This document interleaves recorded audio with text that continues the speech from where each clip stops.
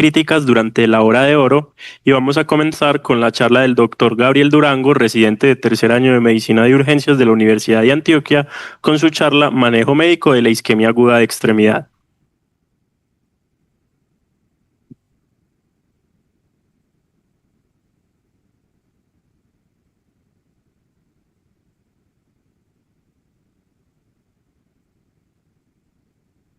Listo, muy buenas tardes. Entonces, como ya lo comentó el doctor Juan Felipe, mi nombre es Gabriel Durango, soy residente del programa de Medicina de Urgencias de la Universidad de Antioquia y al día de hoy vamos a hablar entonces sobre el manejo médico de la isquemia de extremidades.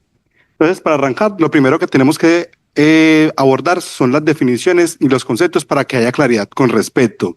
Entonces, hablamos de que hay una isquemia aguda cuando hay una disminución súbita, es decir, en un lapso menor o igual a 2 semanas de la perfusión de la extremidad que compromete su viabilidad. Esa va a ser la principal diferencia con la isquemia crónica, en la que ya el tiempo de evolución de los síntomas es mayor a 14 días y esto va a tener implicaciones tanto desde el punto de vista fisiopatológico como del tratamiento.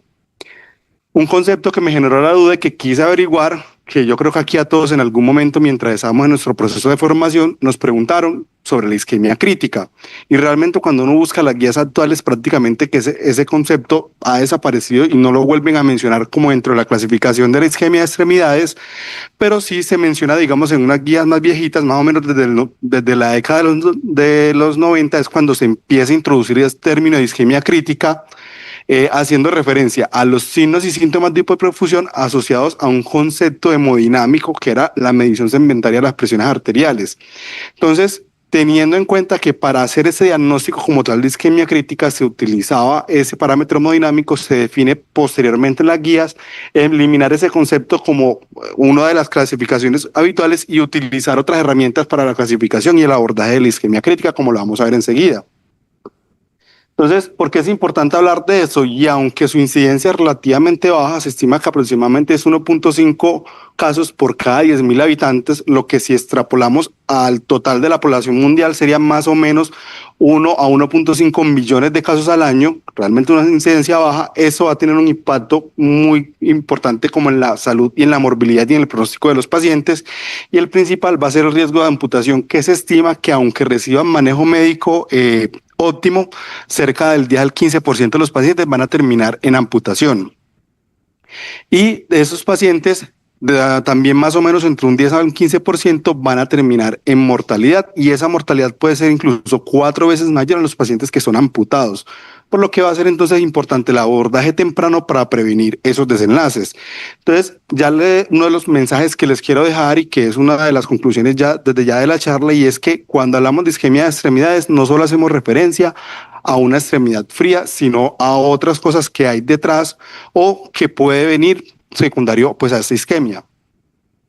Entonces, cuando hablamos de la fisiopatología, como para entender un poco qué es lo que ocurre cuando hay una isquemia de extremidades, entonces lo primero es que cuando se corta esa circulación, cuando ya hay una ausencia o una disminución de este flujo vascular, se detiene el aporte de los nutrientes y del oxígeno, lo que va a hacer que se activen vías de metabolismo anaerobio, que se aumente la liberación, por ejemplo, de radicales libres de oxígeno, de hidrogeniones, de lactato.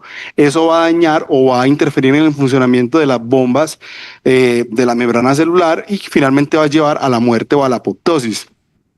Pero entonces también tenemos unas manifestaciones o unas repercusiones a nivel sistémico, y es lo que se conoce como el daño por isquemia reperfusión, y es que una vez se restaure la circulación en la extremidad comprometida, hay una liberación de radicales libres de oxígeno por ese oxígeno que antes no había o no estaba disponible en el tejido.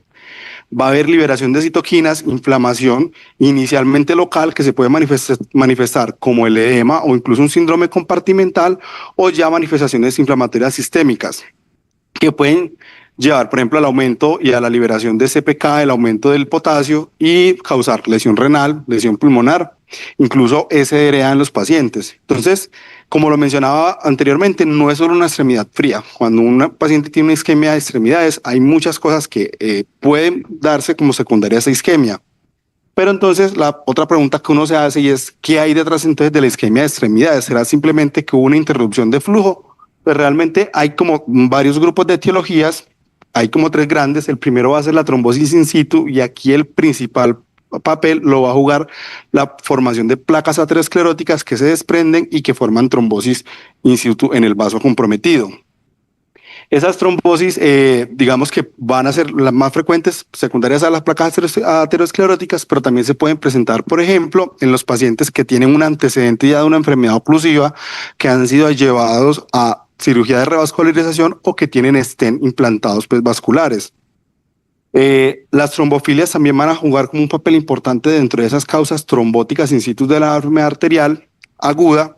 Las más importantes o de pronto las más comunes van a ser el síndrome antifosfolípidos y la trombocitopenia inducida por heparinas. Esta última, si bien es muy rara, va a tener algunas particularidades en el manejo, como lo vamos a ver enseguida. La otra causa va a ser la causa embólica, y aquí digamos que el papel principal lo va a jugar la embolia cardíaca, ya sea por varias razones: arritmias como la fibrilación auricular, la disfunción ventricular severa, la presencia de trombos intracavitarios secundarios, por ejemplo, a un infarto agudo de miocardio, o la presencia de válvulas protésicas, en especial cuando no hay adherencia a la anticoagulación o cuando esa anticoagulación es subóptima porque no se alcanzan pues como los niveles esperados o metas para el paciente. Y finalmente vamos a tener como otro grupo de entidades que acá van a entrar, por ejemplo, las que son secundarias a trombosis por la presencia de aneurisma o disecciones que pueden ser traumáticas, por ejemplo, pero pues no hace parte como tal del abordaje de la charla. Pero entonces, ¿cómo hacemos el diagnóstico de la enfermedad arterial oclusiva o la enfermedad aguda, la isquemia aguda de extremidades? Entonces, la tradicional pues mnemotecnia de las 6P. Arrancamos con las parestesias, que es simplemente pues la alteración o esa pérdida de la sensibilidad pues como normal, el dolor, la palidez, la ausencia de pulso, la apoiquilotermia, que hace referencia como a esa pérdida de la regulación térmica que casi siempre se va a manifestar con frialdad, y la parálisis o debilidad muscular, pues debilidad motora básicamente. Pero entonces, ¿cómo vamos a clasificar entonces al paciente que por la clínica, por lo que ya indagamos, creemos que tenga posiblemente una isquemia aguda de extremidades? Entonces vamos a utilizar la tradicional clasificación de Rutherford, que ha recibido o se le han realizado modificaciones durante los años, y la última versión que tenemos es esta, que básicamente nos dice que hay 4 clasificaciones. La grado 1, que es aquel paciente donde no hay una amenaza inmediata de pérdida de la extremidad, y de hecho puede que no hayan síntomas motores o sensitivos asociados, simplemente puede que sea aumento del dolor, o el dolor en reposo, cambios en la coloración, pero el paciente todavía no tiene manifestaciones neurológicas, por lo que digamos que el pronóstico o de todos los pacientes va a ser el mejor, que va a tener la mayor posibilidad de recuperar y evitar, por ejemplo, la amputación. Tenemos la 2A y la 2B, que básicamente son pacientes que van a requerir una intervención un poco más rápida, porque esos son los que van a tener riesgo de perderla en caso de no recibir intervención. En la tipo A es donde hay una pérdida sensitiva mínima, usualmente llega hasta los dedos, o puede que no haya pérdida sensitiva, y en la tipo B donde hay una pérdida sensitiva que puede ir por encima de los dedos. Y ya finalmente tenemos la tipo C, que es cuando hay una pérdida irreversible de ese tejido, es decir, esa extremidad ya no es viable, y aquí el manejo ya no va a ser con fines de revascularizar o de reperfundir, sino posiblemente la amputación. Y ese es otro de los mensajes que quisiera dejarles, y es que cuando tenemos un paciente en un menor nivel de complejidad, que ya vemos que está en ese estadio 3, que probablemente su manejo definitivo vaya a ser la amputación, no le hagamos falsas como promesas o le generemos falsas expectativas al paciente de que lo vamos a remitir para que se le salve la extremidad. Entonces, hablarlo con claridad. Si bien la decisión de amputar no la tomamos nosotros en el servicio de urgencias, pero el paciente debe ir enterándose de cuál es el pronóstico y cuáles pueden ser las consecuencias del estado actual de su enfermedad. Entonces, ya definimos por los síntomas que tiene el paciente, por la escala de Rutherford, que nuestro paciente está cursando con una isquemia aguda de extremidades, qué ayudas diagnósticas vamos a utilizar y cuáles son necesarias o cuáles van a ser dependiendo pues como del caso. Entonces, el primero va a ser el Doppler arterial y venoso, que como lo vimos en la escala dentro de Rutherford, sirve para clasificar y para hacer como una evaluación integral. Ojo, el Doppler arterial no es diagnóstico de isquemia aguda de extremidades, se utiliza como una ayuda complementaria al paciente que por clínica consideramos que la está cursando. A diferencia, por ejemplo, del angiotac, que sí nos va a ayudar para confirmar ese diagnóstico, porque pues al ser una evaluación vascular nos va a decir en qué sitio anatómico está la obstrucción, y también va a ser útil para el planeamiento quirúrgico, pues que ya vaya a definir el vascular que vaya a hacer con el paciente. Y finalmente tenemos la arteriografía percutánea, que vendría a ser también un gol estándar para el diagnóstico de la isquemia aguda de extremidades, solo que no es el estudio de lesión, y su principal beneficio o la bondad es que también va a tener un papel terapéutico, porque a través de este estudio se podría hacer como la intervención definitiva de la extremidad. Entonces, ya definimos que nuestro paciente tiene una isquemia aguda de extremidades. Le hicimos una evaluación por Doppler que nos apoya los hallazgos que encontramos al examen físico, a la historia clínica. Le hicimos un angiotac, pero entonces, ¿qué vamos a hacer el paciente mientras tanto? O incluso desde el ingreso si creemos que la sospecha clínica es muy alta. Y aquí va a estar nuestro caballito de batalla, que es la anticoagulación. Aquí los voy a decepcionar un poco porque realmente no ha habido muchos cambios a lo largo del tiempo. La anticoagulación se empezó a instaurar desde hace muchos años, desde la década de los 50, cuando inicialmente se comparaba con intervenciones quirúrgicas, pero posteriormente se fue sedimentando y hasta el día de hoy sigue siendo el pilar del tratamiento en la isquemia aguda de extremidades, y hasta el día de hoy no hay RCTs que se atrevan incluso a comparar intervenciones contra la anticoagulación. Entonces va a ser para el momento el pilar del tratamiento, y específicamente lo vamos a hacer con la heparina no fraccionada, con este esquema que tenemos acá: un bolo de 80 unidades por kilo seguido de una infusión continua de 18 unidades por kilo hora, y eso lo vamos a ir titulando según el normograma para llevar a una meta de TPT de 1.5 a 2.5 del valor de referencia. Como lo habíamos mencionado, en los pacientes que tienen una trombocitopenia inducida por heparinas hay una particularidad en el tratamiento, y es que acá la opción terapéutica que se sugiere en las guías es el uso de los inhibidores directos de la trombina, como por ejemplo el dabigatran, pero pues afortunadamente es algo muy raro, no es algo que se da con mucha frecuencia en contexto de isquemia aguda de extremidades.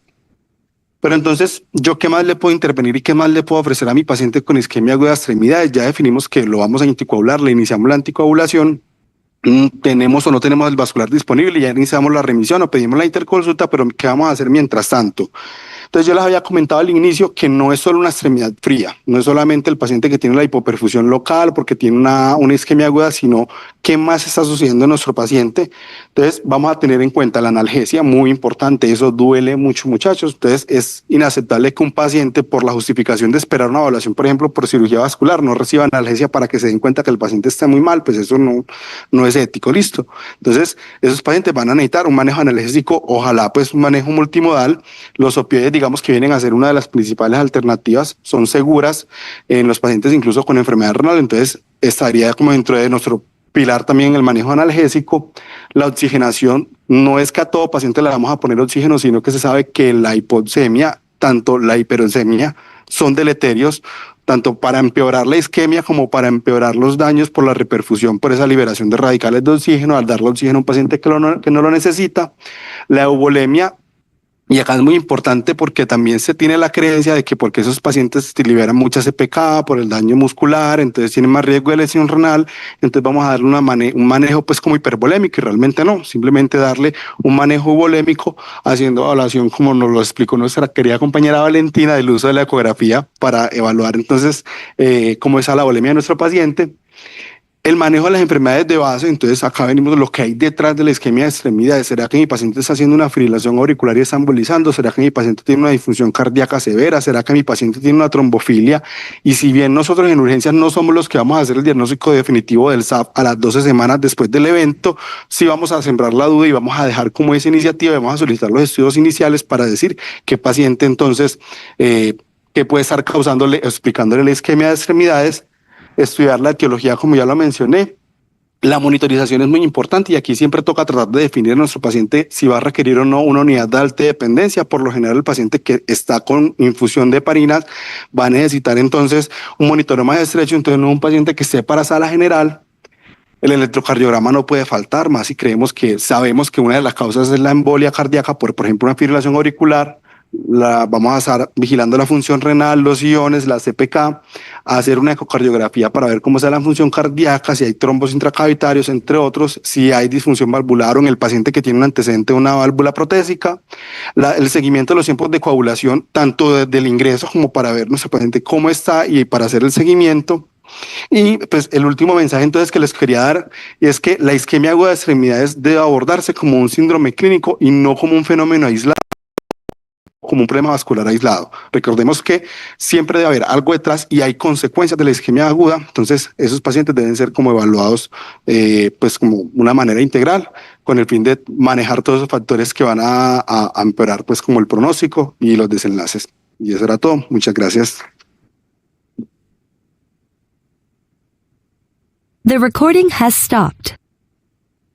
This meeting is being recorded. Muchas gracias, doctor Gabriel, por su charla. Ahora invitamos al doctor Jairo Rivera, internista del Pablo Tobón Uribe, a dar su charla Riesgo isquémico versus hemorrágico. ¿Cuándo suspender la anticoagulación? Hola chicos, bien, ok. Vean, es interesante nuevamente estar aquí con ustedes. Me encanta, siempre que vengo digo, qué rico que me inviten de urgencias, porque las urgencias son la parte más bacana del hospital. Caos, incertidumbre y un tintico en el cafetín. Eso es lo más chévere que hay.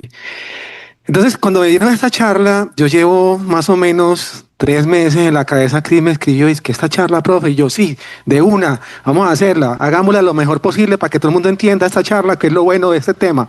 Y le da vueltas y le da vueltas. Me contactó el residente, sí, de una, tire, de una. Y yo era como, esta charla va a quedar bacana. Pero hay cosas en la vida que la incertidumbre no soluciona y que el caos tampoco. Y por lo tanto hay momentos en los cuales hay que detenerse y decir qué vamos a resolver. Y esta charla tiene esa consideración. Quiere resolver un problema. Quiere enseñarles a ustedes que en urgencias hay que tomar decisiones basadas en lo que vemos y lo que queda después le toca a alguien más. Y esta frase la voy a usar toda la charla. Porque yo soy médico internista y el internista es quien toma decisiones con muchos hallazgos paraclínicos y clínicos y no en el momento agudo donde está aumentada la incertidumbre. Porque no hay mejor caos que un servicio de urgencias y no hay mejor forma de disminuir la incertidumbre que con un poquito de caos. Entonces, para ustedes esta charla, y les agradezco que estén aquí a esta hora conmigo.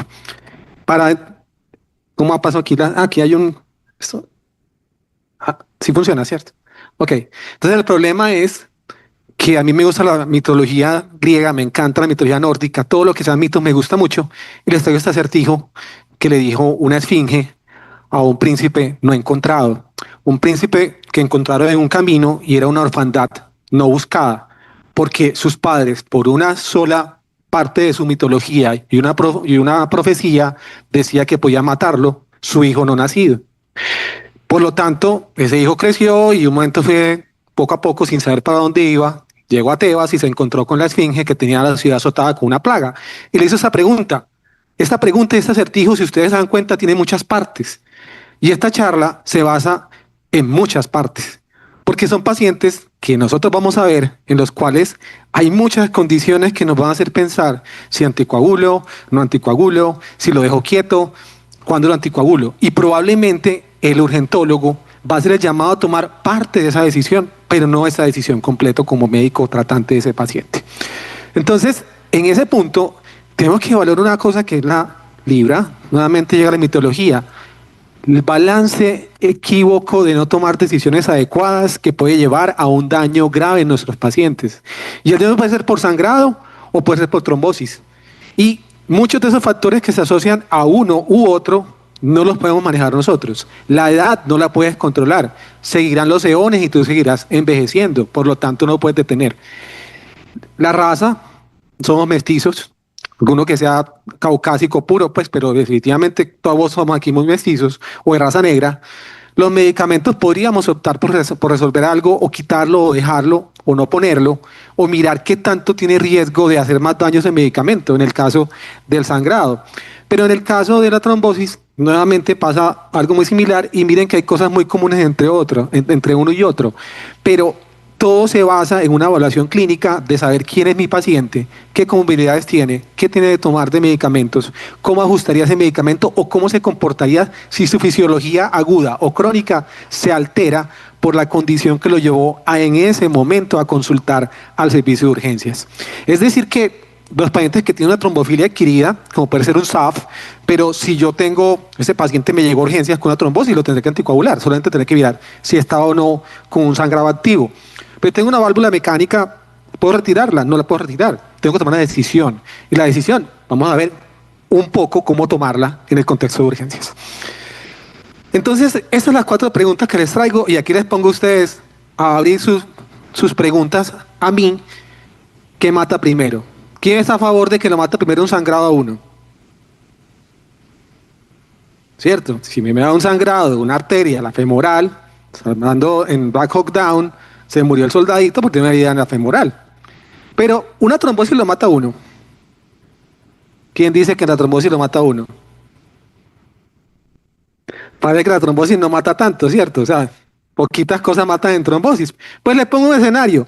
Tengo un paciente que venía en un avión y llega con disnea aguda de urgencias, en paro, y le hacen un ecocardio y tiene un trombo en tránsito. Y de un momento a otro, previo a eso, había convulsionado. Tomografía de cráneo, sangrado intracerebral. Entonces, ¿qué? ¿Bien o qué? Entonces, ¿qué lo mata? ¿Le hago la trombolisis, que estaría contraindicada por sangrado, o lo soporto? Ese tipo de decisiones creo que mis amigos de urgencia se enfrentan todos los días.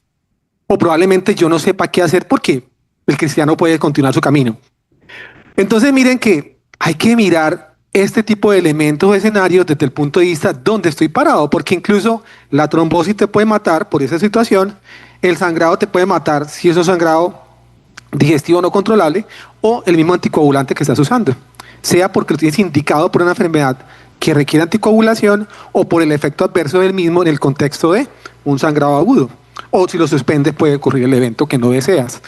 Pero este tipo de situaciones, básicamente yo las quise abordar en un orden que fuera desde la plaquetica hasta los factores de coagulación, y darse cuenta que unos saltos, que usted va a quedar como dice man porque hace los saltos, pero tiene una lógica dentro de mi incertidumbre. Empezamos con las plaquetas. Pacientes con trombocitopenia, ¿cuántas veces nos han dicho ustedes? Va a sangrar. Pero un paciente con dengue usualmente no sangra, se hemoconcentra, y cuando sangra es porque se hemoconcentró y sangró porque no cuidamos en la fase crítica del dengue, con dengue hemorrágico. Y cada una de las condiciones que tenemos acá pueden presentarse en el servicio de urgencias con sangrado o con isquemia activa. Pero mirando un poquito más allá de las denominaciones o definiciones per se de la trombocitopenia, quiero que miren esta grafiquita que está acá. Y esa grafiquita les quiere decir que para yo medir o tener presente cómo evaluar el riesgo de sangrado o isquemia, hay que mirar esas 4 cosas que ven ahí. 1, la plaqueta, cómo funciona y cuántas plaquetas hay. ¿Cómo están los factores de coagulación? Si están con una medida que estén disminuidos o están en el extremo de ser trombofílicos, aumentado el riesgo de trombosis. O si la integridad endotelial se perdió por alguna razón. Una herida palma de fuego, o tuvo una hemorragia digestiva, o tuvo un sangrado intracerebral. Estas 4 cosas que ven ahí son las que van a definir su riesgo isquémico hemorrágico. Partan de esta pequeña diapositiva, que es la clave de muchas otras cosas. Entonces, como les decía antes, la plaqueta es amiga o enemiga. Pero, ¿cuándo creen ustedes que la plaqueta es importante en sangrado? ¿Cuando está alta o está bajita? ¿O en isquemia? Uno diría, cuando está alta, la gente no sangra, ni se trombosa, ¿cierto? O tendría más tendencia a la trombosis. Pues sí, pues no. Los pacientes que tienen trombocitosis exagerada en el contexto de trastornos mieloproliferativos pueden tener consumo de von Willebrand y producir sangrado por un von Willebrand adquirido. Entonces se convierte en una paradoja la plaqueta. Pero pacientes con trombocitopenia pueden sangrar por disminución del conteo plaquetario y por lo tanto sangrado específico. Pero en el contexto de esta pregunta per se, vamos a tener las 2 caras de la plaqueta. Me excusan la hemorragia con tilde, pero era con intención. Y es porque la trombocitopenia trombótica existe y las condiciones que se asocian van a ser raras, pero en términos de presentación hay una que sí no deja de ser, como puede ser los pacientes con CID trombótica en el contexto de sepsis o trauma. Pacientes con sepsis, neumococo, meningococo o traumas graves pueden tener una CID, consumo de todos los factores de coagulación y tener púrpura fulminante. Y por lo tanto tener una trombocitopenia protrombótica con pérdida de extremidad. También tenemos el HIT, como dijo Gabriel, es raro, pero existe. Y si existe hay que saber identificarlo. También el SAF, que muchos de ustedes probablemente han tenido pacientes con SAF o embarazados o no embarazados. CAPS, que sería el catastrófico.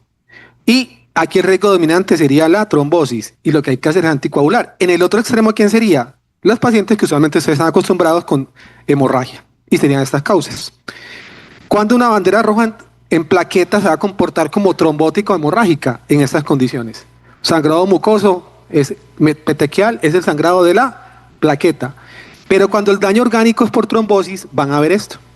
Puede haber un choque porque tuviste un TEP, disfunción neurológica aguda por trombosis cerebral, lesión renal aguda por microtrombosis renal, anemia hemolítica con histocitos por anemia hemolítica hepática y trombosis arterial venosa en el caso del HIT. Y esto es lo que ustedes van a tener que buscar, y tómenle fotico, para entender cuándo un sangrado es maligno en el contexto de la trombocitopenia en un paciente que está muy enfermo o críticamente enfermo. Y le dejo la fotico también de acá. ¿Listo? La fotico todos. Listo, sigamos. La plaqueta como agente de isquemia también es importante. Y miren este casito. Un viejito, 67 años, estaba hospitalizado por una neumonía.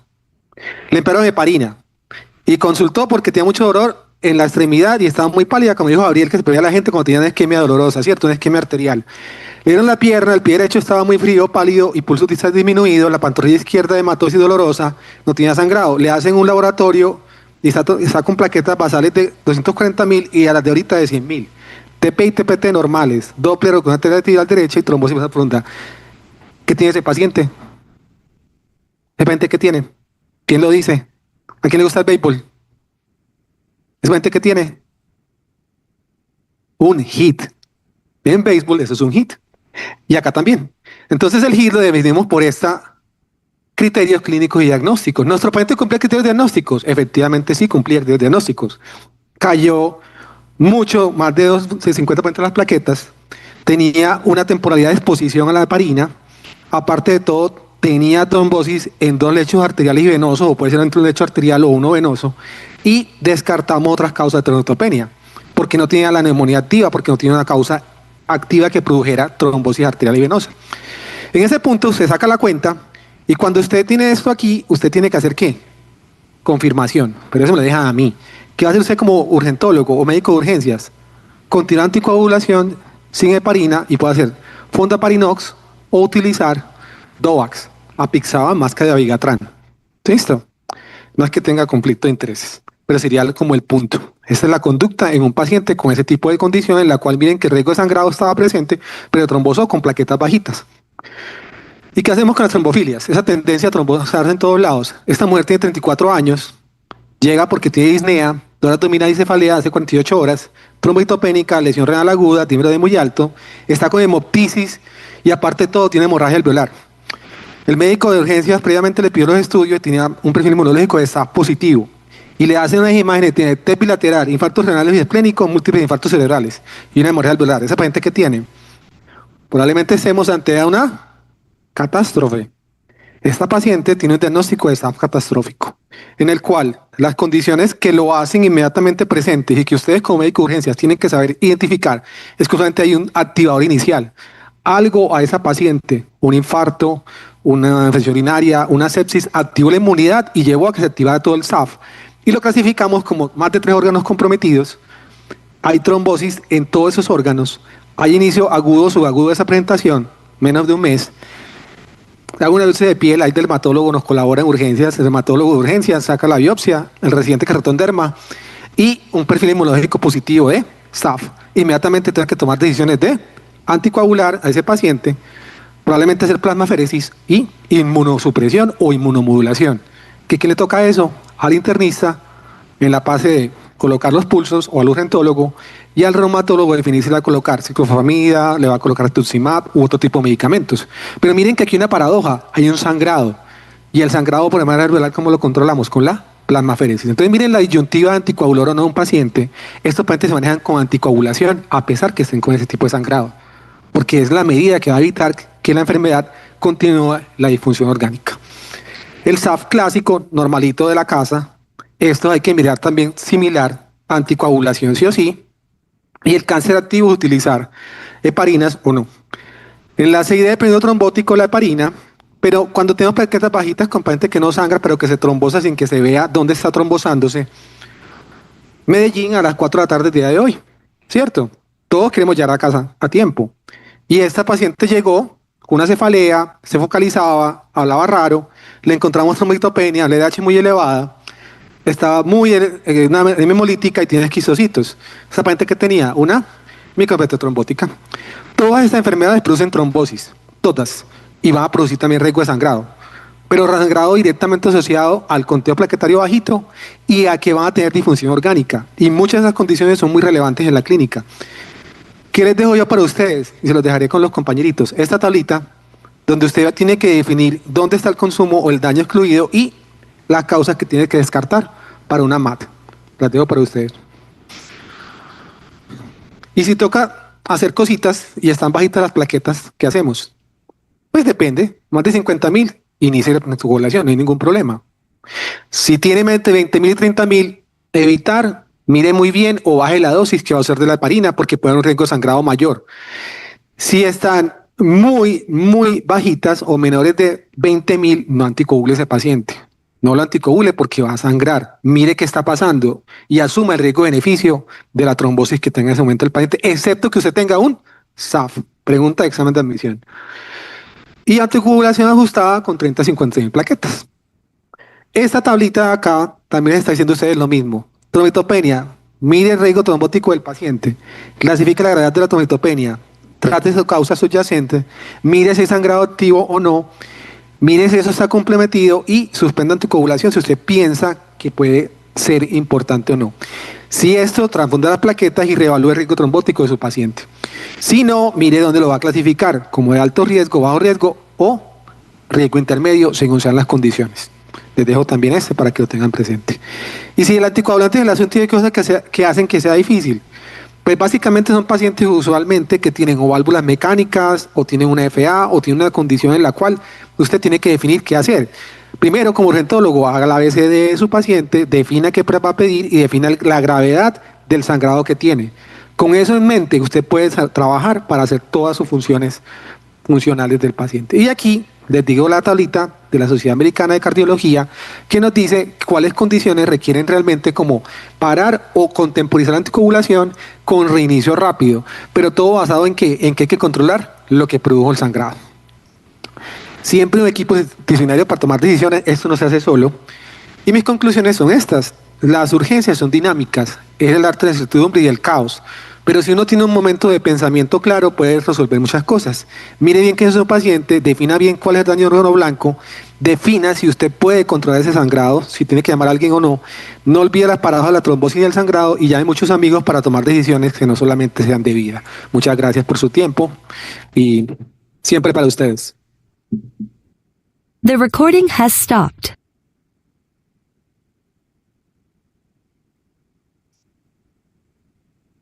Muchas gracias, doctor Jairo, por su charla. Ahora invitamos al doctor Juan Pablo Rojas, especialista en cuidados intensivos del Hospital Pablo Arturo Suárez y del Hospital This meeting is Metropolitano de being Quito, recorded. además WinFocus Trainer, con su charla Ecografía intraparo, guía para la reanimación. Gracias.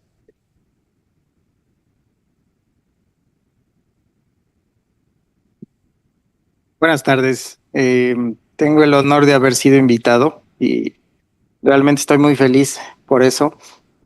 Nosotros tenemos un centro de entrenamiento en ecografía para cuidados críticos y parte de ese centro comenzó con esta necesidad básicamente, con la parada cardíaca y la ecografía en este contexto. Entonces, aquí vienen muchas preguntas. Realmente la parada cardíaca y el POCUS nos deja más preguntas que respuestas, pero vamos a tratar de resolver con evidencia, ¿sí?, algunas certezas que ustedes deben tener.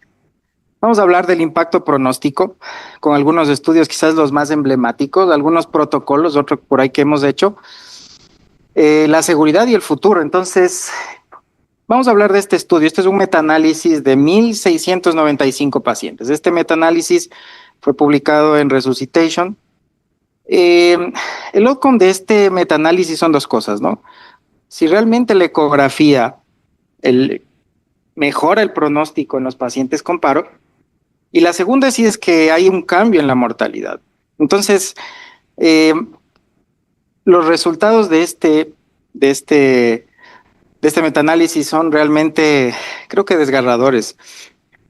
A ver, hablando estadísticamente y para no ahondar mucho en eso, el valor el likelihood radio negativo es de 0.06.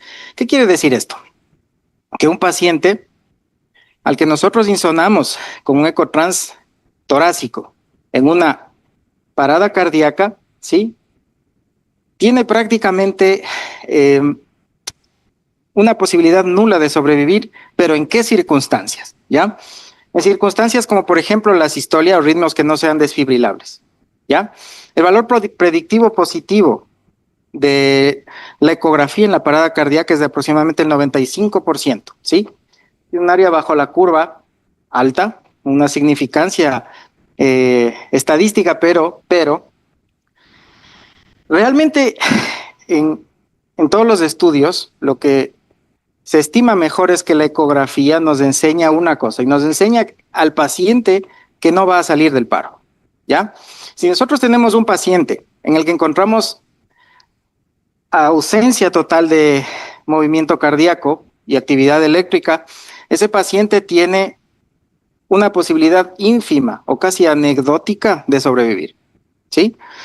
Ya, pero aquí, con todo esto, o sea, me detengo en este estudio, ¿por qué? Porque, bueno, tiene algunas implicaciones. Una de esas, por ejemplo, son implicaciones éticas, ¿no?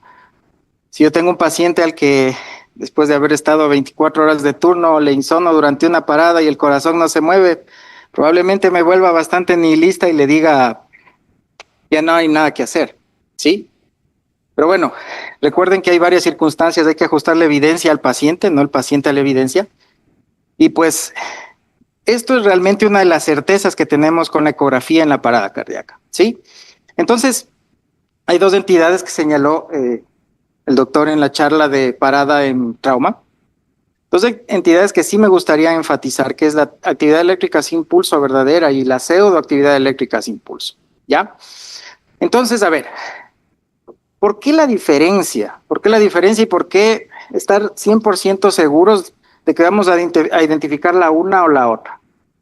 Porque realmente la pseudoactividad eléctrica sin pulso es una entidad que es recuperable, es una entidad que puede tener una sobrevivencia de hasta el 40%, ¿ya? ¿Qué paciente es este? Este es el paciente, por ejemplo, que viene trasladado desde el fin del mundo y se le acabaron los vasoactivos 1 hora antes de llegar, ¿ya? Ese paciente está con 70-30 de presión, está con el midazolam altísimo, el remifentanilo altísimo y bien chocado, al borde de la muerte. Ese paciente tú le haces un eco, capaz no le palpas pulso, pero le ves con actividad eléctrica y le ves con actividad cinética del corazón. Ese es un paciente que se está parando por una causa, digámoslo así, reversible. Le vuelves a prender el vasoactivo, haces lo que tengas que hacer y el paciente vive, ¿ya? Paciente en choque, en general, cualquier choque que tenga una causa reversible, entra aquí. Este paciente sí sobrevive. A este paciente no hay que dejar de reanimarle, a este sí hay que reanimarle, ¿ya? A este paciente, este es el paciente que entra en la zona catastrófica, en la que realmente hay muy poco que hacer, ¿ya? Entonces, la pseudoactividad eléctrica sin pulso es un pseudo shock maltratado. Sí, es un pseudo shock maltratado que tiene causa reversible y en el que debemos realmente poner todo el énfasis para salvarle la vida. A este paciente, el que tiene actividad eléctrica sin pulso verdadera, es un paciente que en los mejores series de casos en el primer mundo tiene una sobrevida entre el 1 al 4%. ¿Sí? Bueno, es un paciente que vimos así. El paciente que les cuento, que vino del fin del mundo con el vasoactivo apagado 1 hora antes de llegar a Quito, donde yo trabajo, y a ese paciente pues realmente le querían regresar a la emergencia, ¿sí? Entonces le hicimos el eco y encontramos esto. Entonces, que el paciente sí estaba vivo, pero lógicamente estaba muy mal reanimado, y la causa era que se les había acabado el vasoactivo en el tiempo, ¿no? Entonces, este es un estado de shock maltratado, un estado de shock con incoherencia hemodinámica totalmente, que llega a un punto en el que es premortem, sí, es premortem, pero hay que tener cuidado. Bueno, a ver, el POCUS en la parada cardíaca tiene algunos conflictos y tiene muchos detractores, ¿sí? Y más detractores que digamos que gente a favor. ¿Por qué razón? Gracias a este estudio de aquí, ¿ya? Este es el estudio Hazard, un estudio gigante que se hizo en Alemania. Este es un estudio en el que realmente se demuestra claramente que si las pausas en la parada cardíaca, al revés, se demuestra claramente que las pausas aumentan, ¿sí? Con el uso del POCUS en la parada cardíaca. Y está demostrado hace algunas décadas que el aumento en las pausas aumenta la mortalidad. Entonces, por lo tanto, este es el estudio, digamos, que tiene más peso para ser el detractor, pero pese a eso está en las guías de resuscitation, ¿no? El estudio Phil tiene algunos años, pero no deja de ser importante, ¿sí? Realmente altera el manejo, sí, altera el pronóstico, pero en todo caso nos da algunas pautas importantes. Por ejemplo, la adquisición de las imágenes. Hace algunos años no había, digamos, una ventana estandarizada para diagnosticar y tratar las causas reversibles de la parada cardíaca. Entonces aquí entramos en un dilema, ¿no es cierto? No debemos aumentar las pausas, pero por otro lado, el paciente que no tiene diagnóstico no sale del paro. Es así de simple. Entonces, llegar al diagnóstico del paro es la parte esencial de esto. Nos han pedido que hagamos un protocolo realmente simple y rápido, pero es imposible hacerlo tan rápido. En todo caso, aquí les presento el algoritmo de las 3 pausas, ¿sí? Entonces, a ver, hay que tener algunas consideraciones. La primera consideración, cuando nosotros hacemos las pausas entre cada ciclo, va a ser el momento adecuado para insonar, ¿ya? La persona que va a insonar tiene que ser la persona con mayor experiencia en ecografía, al contrario de lo que pasa a veces, ¿sí? Entonces, quizás el líder del equipo debería replantearse muy bien cómo va a ser esta dinámica de la reanimación, porque la interpretación tiene que darse no en el momento de la parada, sino que voy a guardar un loop de los segundos de la pausa, que tienen que ser menos de 10, ¿sí? Y cuando reinicio el siguiente ciclo, ahí voy específicamente a diagnosticar lo que le pasa al paciente, ¿ya? Entonces, tiene que haber un equipo preparado, tiene que haber un personal extremadamente capacitado para hacer esto y para identificar rápidamente. Entonces, vamos a iniciar la RCP. Lógicamente, el masaje es algo que no se puede suspender. Ya vamos a ver cómo se optimiza el masaje con la ecografía, ¿sí? En el paso 1, vamos a ver si es que el paciente tiene, ¿sí? O no tiene actividad eléctrica, ¿ya? ¿Qué quiere decir esto? Si es que tengo la pseudoactividad eléctrica sin pulso, o si es que tengo realmente actividad eléctrica, ¿ya? O si no la tengo, ¿ya? Pues si es que si no la tengo, en este caso debo seguir la RCP. Voy a llegar a la segunda pausa, los 2 minutos. Aquí voy a volver a insonar, ¿ya? Pero es que nos olvidamos de algo en las HSITs. Gracias. En las HSITs nos olvidamos de algo y entonces nosotros hablamos de falla del ventrículo derecho, hablamos de falla, de hipoxia y de varias cosas más, de falla, digamos, de causas reversibles, pero nos olvidamos del neumotórax de atención en el momento del paro. ¿Eso puede verse en el corazón? Claro que se puede ver. Se puede ver en el lado derecho, en la dilatación de las cámaras derechas, pero nos olvidamos quizás, y no sé si ustedes lo hacen con cierta regularidad, en insonar los pulmones durante el paro. Esto es extremadamente importante porque si tu paciente tiene un neumotórax de atención y le sigues dando masaje, no le resuelves ese neumotórax, pues el paciente no va a salir. Entonces, eso vamos a hacer en la segunda pausa y en la tercera pausa vamos a reevaluar si tiene una de las causas reversibles establecidas previamente, ¿ok?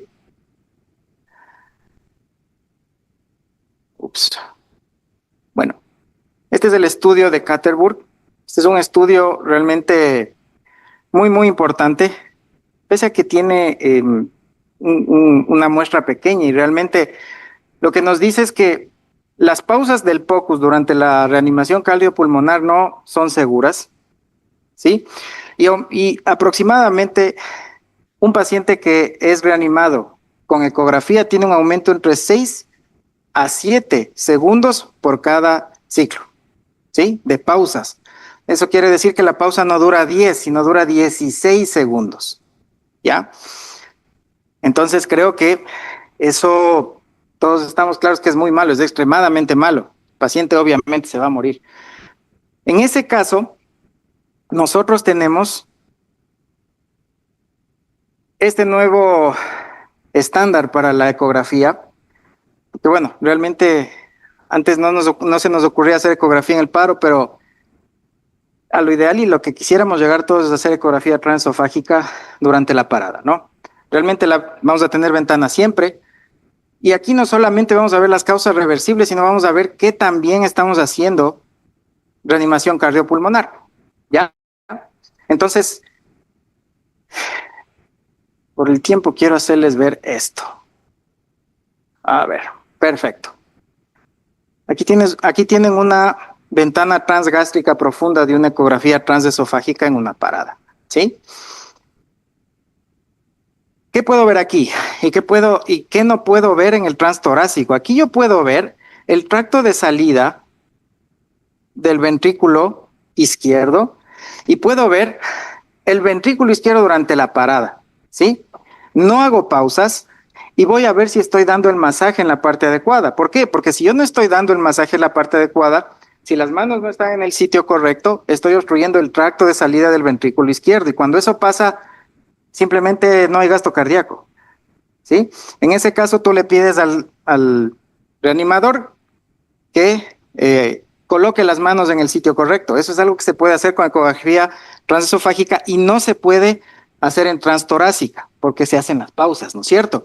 Entonces, fíjense, el paciente, y este es un dato que es muy, muy importante, el paciente que tiene obstrucción del tracto de salida del ventrículo izquierdo durante la parada tiene una sobrevida del 0%.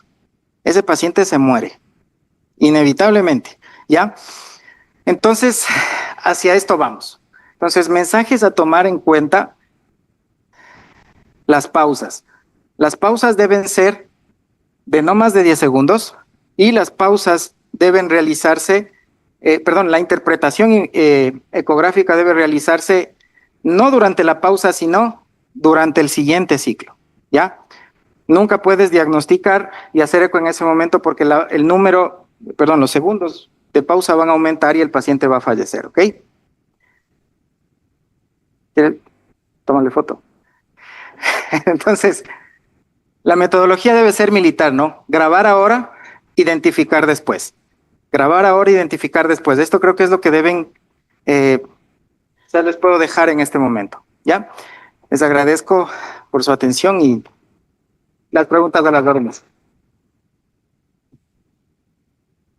The recording has stopped. This meeting Muchas is gracias, being doctor Juan recorded. Pablo, por su presentación.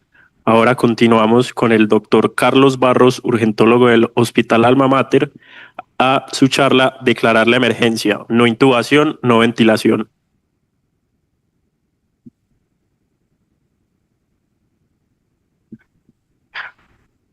Muchas gracias.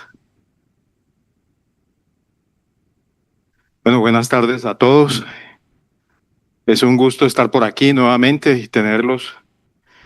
La verdad, uno cada vez que viene se siente más viejo. Me he tocado cada año y los veo uno más jóvenes, los va uno y uno hasta perdiendo estatura se siente cuando los saluda. Entonces, pero me alegra mucho. Gracias a los residentes por invitarme. Y ya entrando en materia, vamos a tratar estos 3 puntos rápidamente. Listo. La epidemiología de la situación, no ventilación, no intubación. La predicción de la vía aérea difícil y algunos apuntes sobre los algoritmos. Básicamente eso vamos a hacer. Listo. Entonces vámonos rápidamente. Quiero que se enfoquen acá, donde están las flechas, y vemos las diferentes situaciones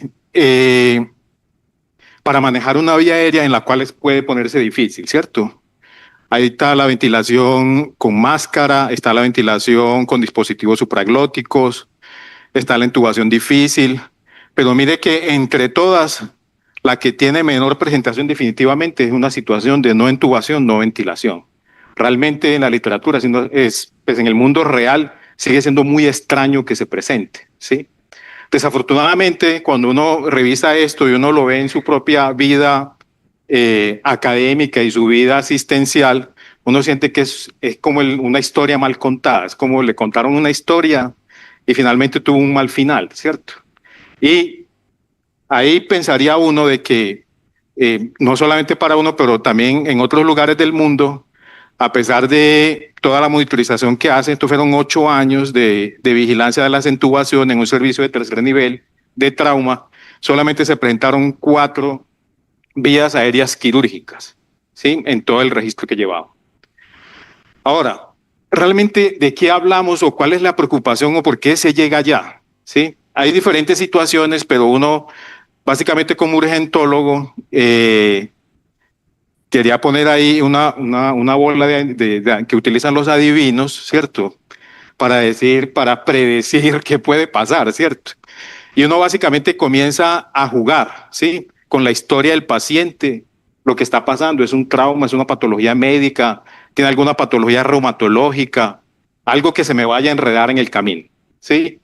Y comienza básicamente a tratar de aplicar algunos scores que son anatómicos y que se han mantenido ya casi 20, 30 años que llevamos aplicándolos, ¿cierto?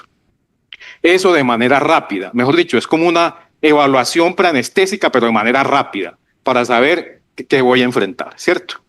Y muy pocas veces tenemos imágenes, muy pocas veces tenemos una comunicación de que haya tenido una intubación difícil anteriormente. Algunas veces sí, pero no es lo más raro. Entonces, cuando hablamos de esta vía aérea difícil, para empezar el cuento, tenemos la dificultad de ventilación con máscara, que puede ser difícil, ¿cierto? La laringoscopia, que también puede presentar su dificultad, ¿cierto? Y finalmente los dispositivos supraglóticos. Finalmente la crico. Cada uno a través del tiempo uno encuentra ayudas mnemotécnicas, ¿cierto? Este es los famosos cuadros de la medicina de urgencia de Rosen, que es como nuestra Biblia de la medicina de urgencias, pero cuando te pones a ver este cuadro te encuentras con esta mnemotecnia Lemon que lleva años con nosotros, ¿cierto? Entonces comienzas a ver de que de estas la obesidad casi que aparece en todas las mnemotecnias que vayas a utilizar, ¿cierto? Ahí está la obesidad. O sea que si ves a alguien obeso, uno diría, entraste perdiendo porque en las 4 ya vas fallando. Vas a tener problemas para la laringoscopia, vas a tener problemas para ventilarlo con máscara, vas a tener problemas con el dispositivo supraglótico y finalmente si llegas allá vas a tener muchas dificultades para hacer una crico, ¿cierto? Entonces hay que bajar de peso, ¿listo? Hay que controlar eso.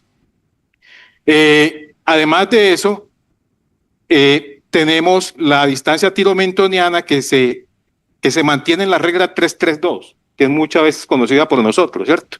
Por lo menos vas a tener dificultades para la laringoscopia y dificultades para el dispositivo supraglótico.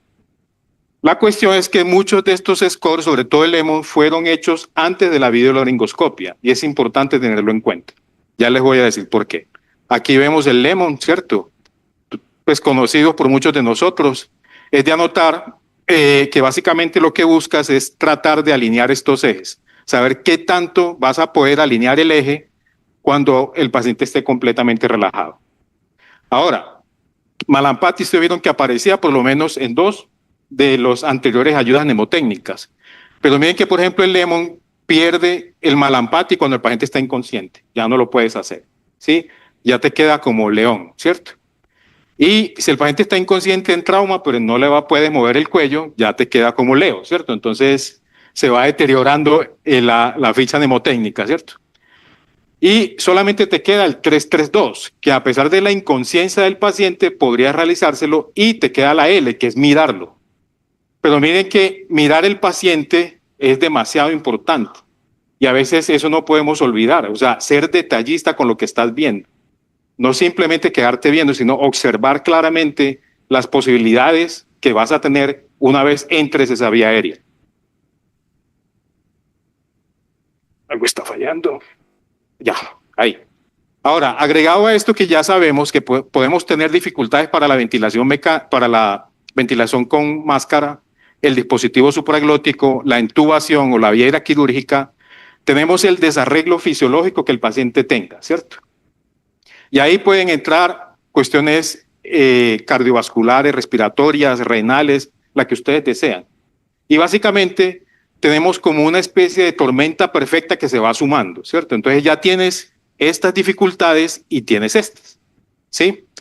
Ahora, agregándolo a eso, tenemos el riesgo de aspiración, ¿sí? Y finalmente, cuando nos damos cuenta de esto, en las diferentes guías han tratado de solucionarlo, pero finalmente, además del desarreglo que tienes fisiológico, las dificultades anatómicas, vas a tener la dificultad de la aspiración.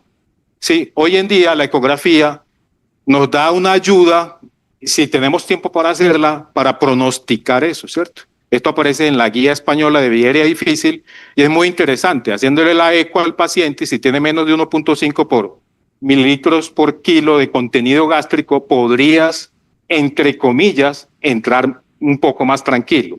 Si no tienes una situación que se asocie con estómago lleno constante, estamos hablando de pacientes diabéticos, obstrucción intestinal, pacientes que tengan ascitis, que te colocan en riesgo de tener una broncoaspiración.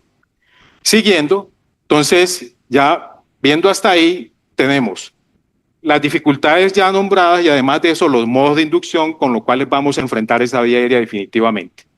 Vamos ya a la mitad del cuento y miren que tenemos tres básicamente, la que ustedes ya conocen, la intubación de secuencia rápida, la intubación retardada y la intubación despierto. Básicamente la preoxigenación en los últimos años ha tenido una preponderancia que lo hemos ido entendiendo de la tranquilidad que puede dar cuando enfrentas una situación de esta, ¿sí? Tomarte el tiempo de preoxigenar al paciente te va a dar tiempo para pensar más adelante. Y otro que aparece y que está aquí en la flecha es el doble setup, que es básicamente estar listo y preparado para una vía quirúrgica, aunque creas que no pueda suceder, ¿sí? Es básicamente como el modelo mental que en los últimos años se viene estableciendo. Aquí tenemos el paciente marcado con la eco, aquí está básicamente el cartílago tiroides en una eco longitudinal, la membrana cricotiroidea y el cricoides, ¿sí? Hasta ahí vamos bien. Entonces, la preoxigenación, como les conté, definitivamente es una de las herramientas que tenemos para ganar tiempo más adelante, en un momento de no ventilación y de no intubación, como les voy a mostrar. Básicamente todos sabemos esto, tenemos pacientes que van a tener dificultades para que uno lo pueda preoxigenar y uno debe pensarlo, ¿cierto? Tomarse ese tiempo de lograr las metas de preoxigenación, dependiendo de la patología que el paciente tenga, ya sea en el almacenamiento de un oxígeno reducido, aquí aparece la obesidad nuevamente, la neumonía, el edema pulmonar, el transporte de oxígeno y aquel tipo de maniobra de inducción que elijamos, la intubación de secuencia rápida o una vía aérea difícil, definitivamente va a ser muy importante que el paciente esté preoxigenado. Algunas técnicas rápidas, miren que empezando por la cabecera de 25 a 30 grados, la presencia de tracción mandibular si se puede hacer. Y miren que aparece la preoxigenación y la oxigenación apneica durante el plan ABC de la vía, del modo que yo elija para establecer esa vía aérea segura, ¿cierto? Y definitivamente aparece la ventilación mecánica no invasiva, la cánula nasal de alto flujo o la cánula nasal a 15 litros por minuto que todos conocemos. Rápidamente vemos cómo cambia una posición adecuada en el paciente adecuado, ¿cierto? Al momento de preoxigenar y de alistar una vía aérea, ¿cierto? La diferencia es notable.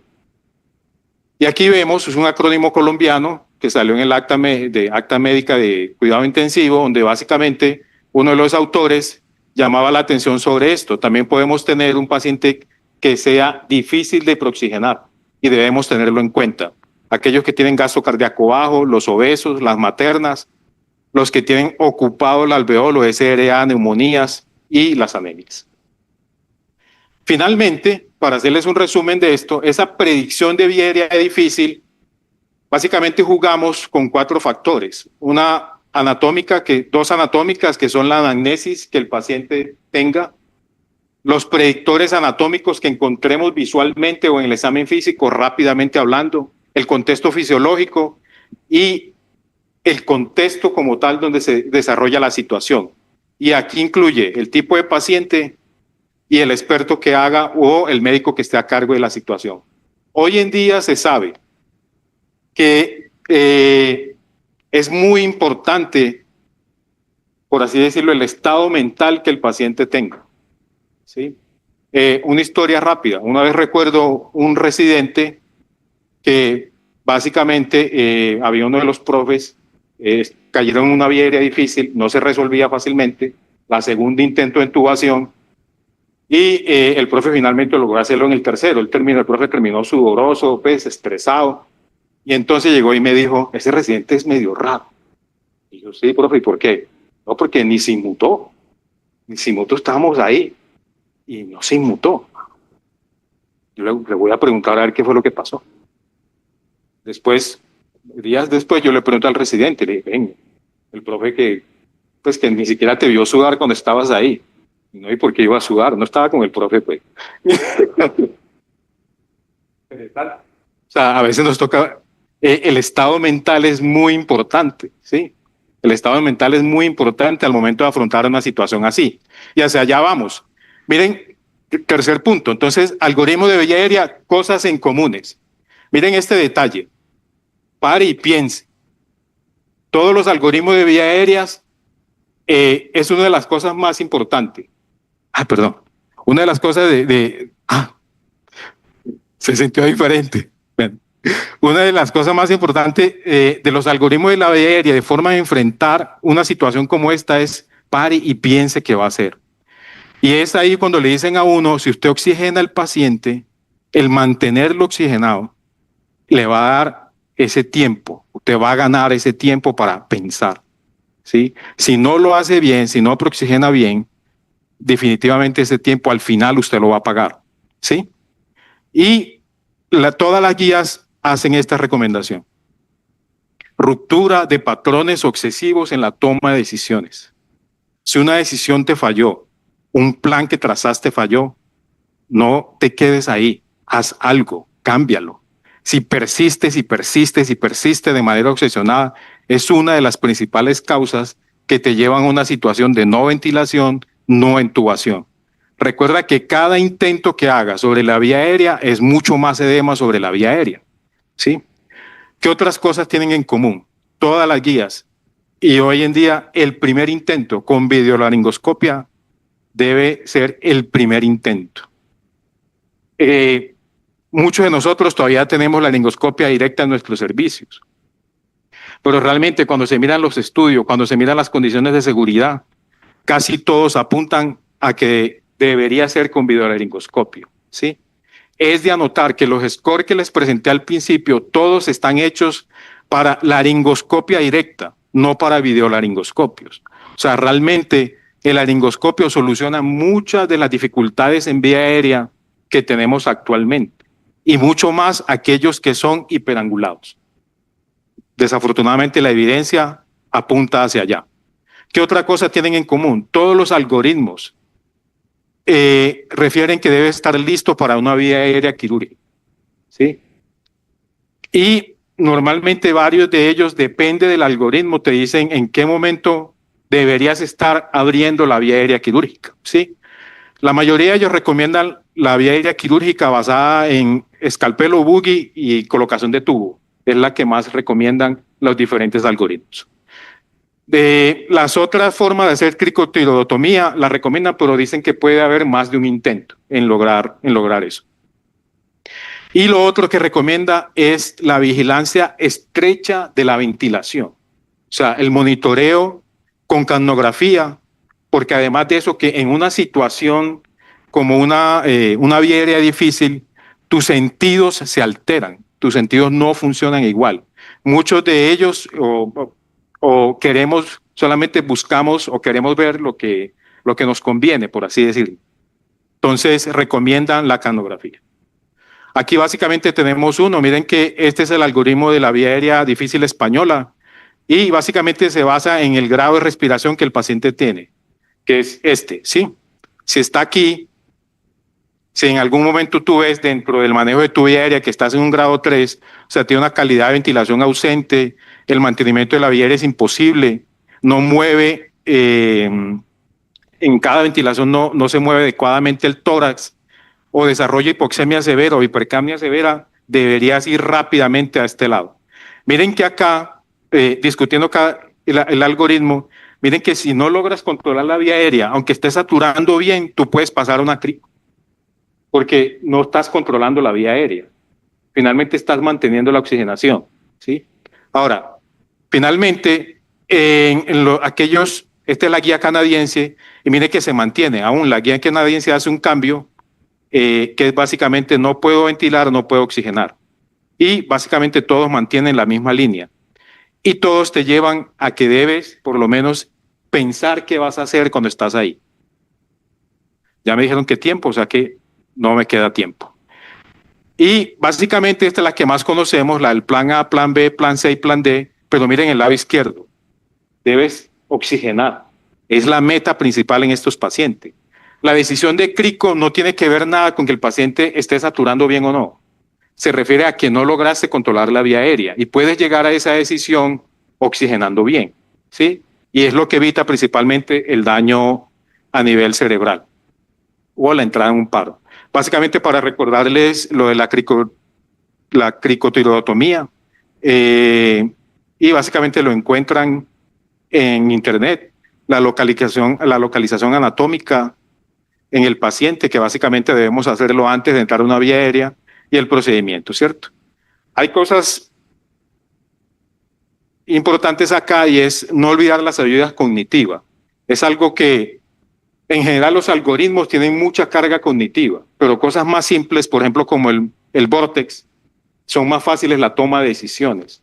Y ellos básicamente, si lo ven en estos dos espirales hacia abajo, básicamente permiten que el médico escoja con quién va a enfrentar la vía aérea, pero debe recordar que cada fallo básicamente va rumbo hacia una decisión más rápida de una vía aérea quirúrgica, ¿sí? La línea verde que aparece alrededor del vórtex es básicamente la zona segura para el paciente, pero cada fallo en cada una de ellas debe guiarnos rápidamente a tomar una decisión, ¿sí? De invadir esa vía aérea.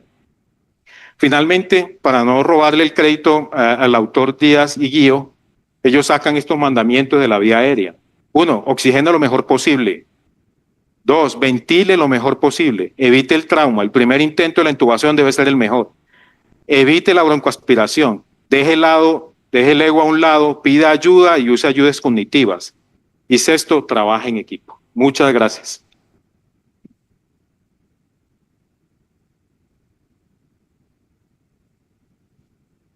The recording has stopped. Muchas gracias, doctor Carlos, por la charla. Ahora invitamos al doctor This Wesley meeting is Cardona, being recorded. urgentólogo del Hospital San Vicente Fundación de Medellín, para su charla de choque séptico versus choque hipovolémico puro.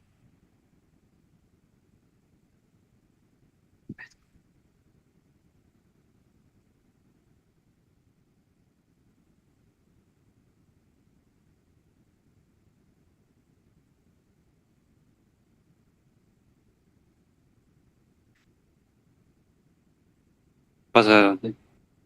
Ah, ¿no? No pasa.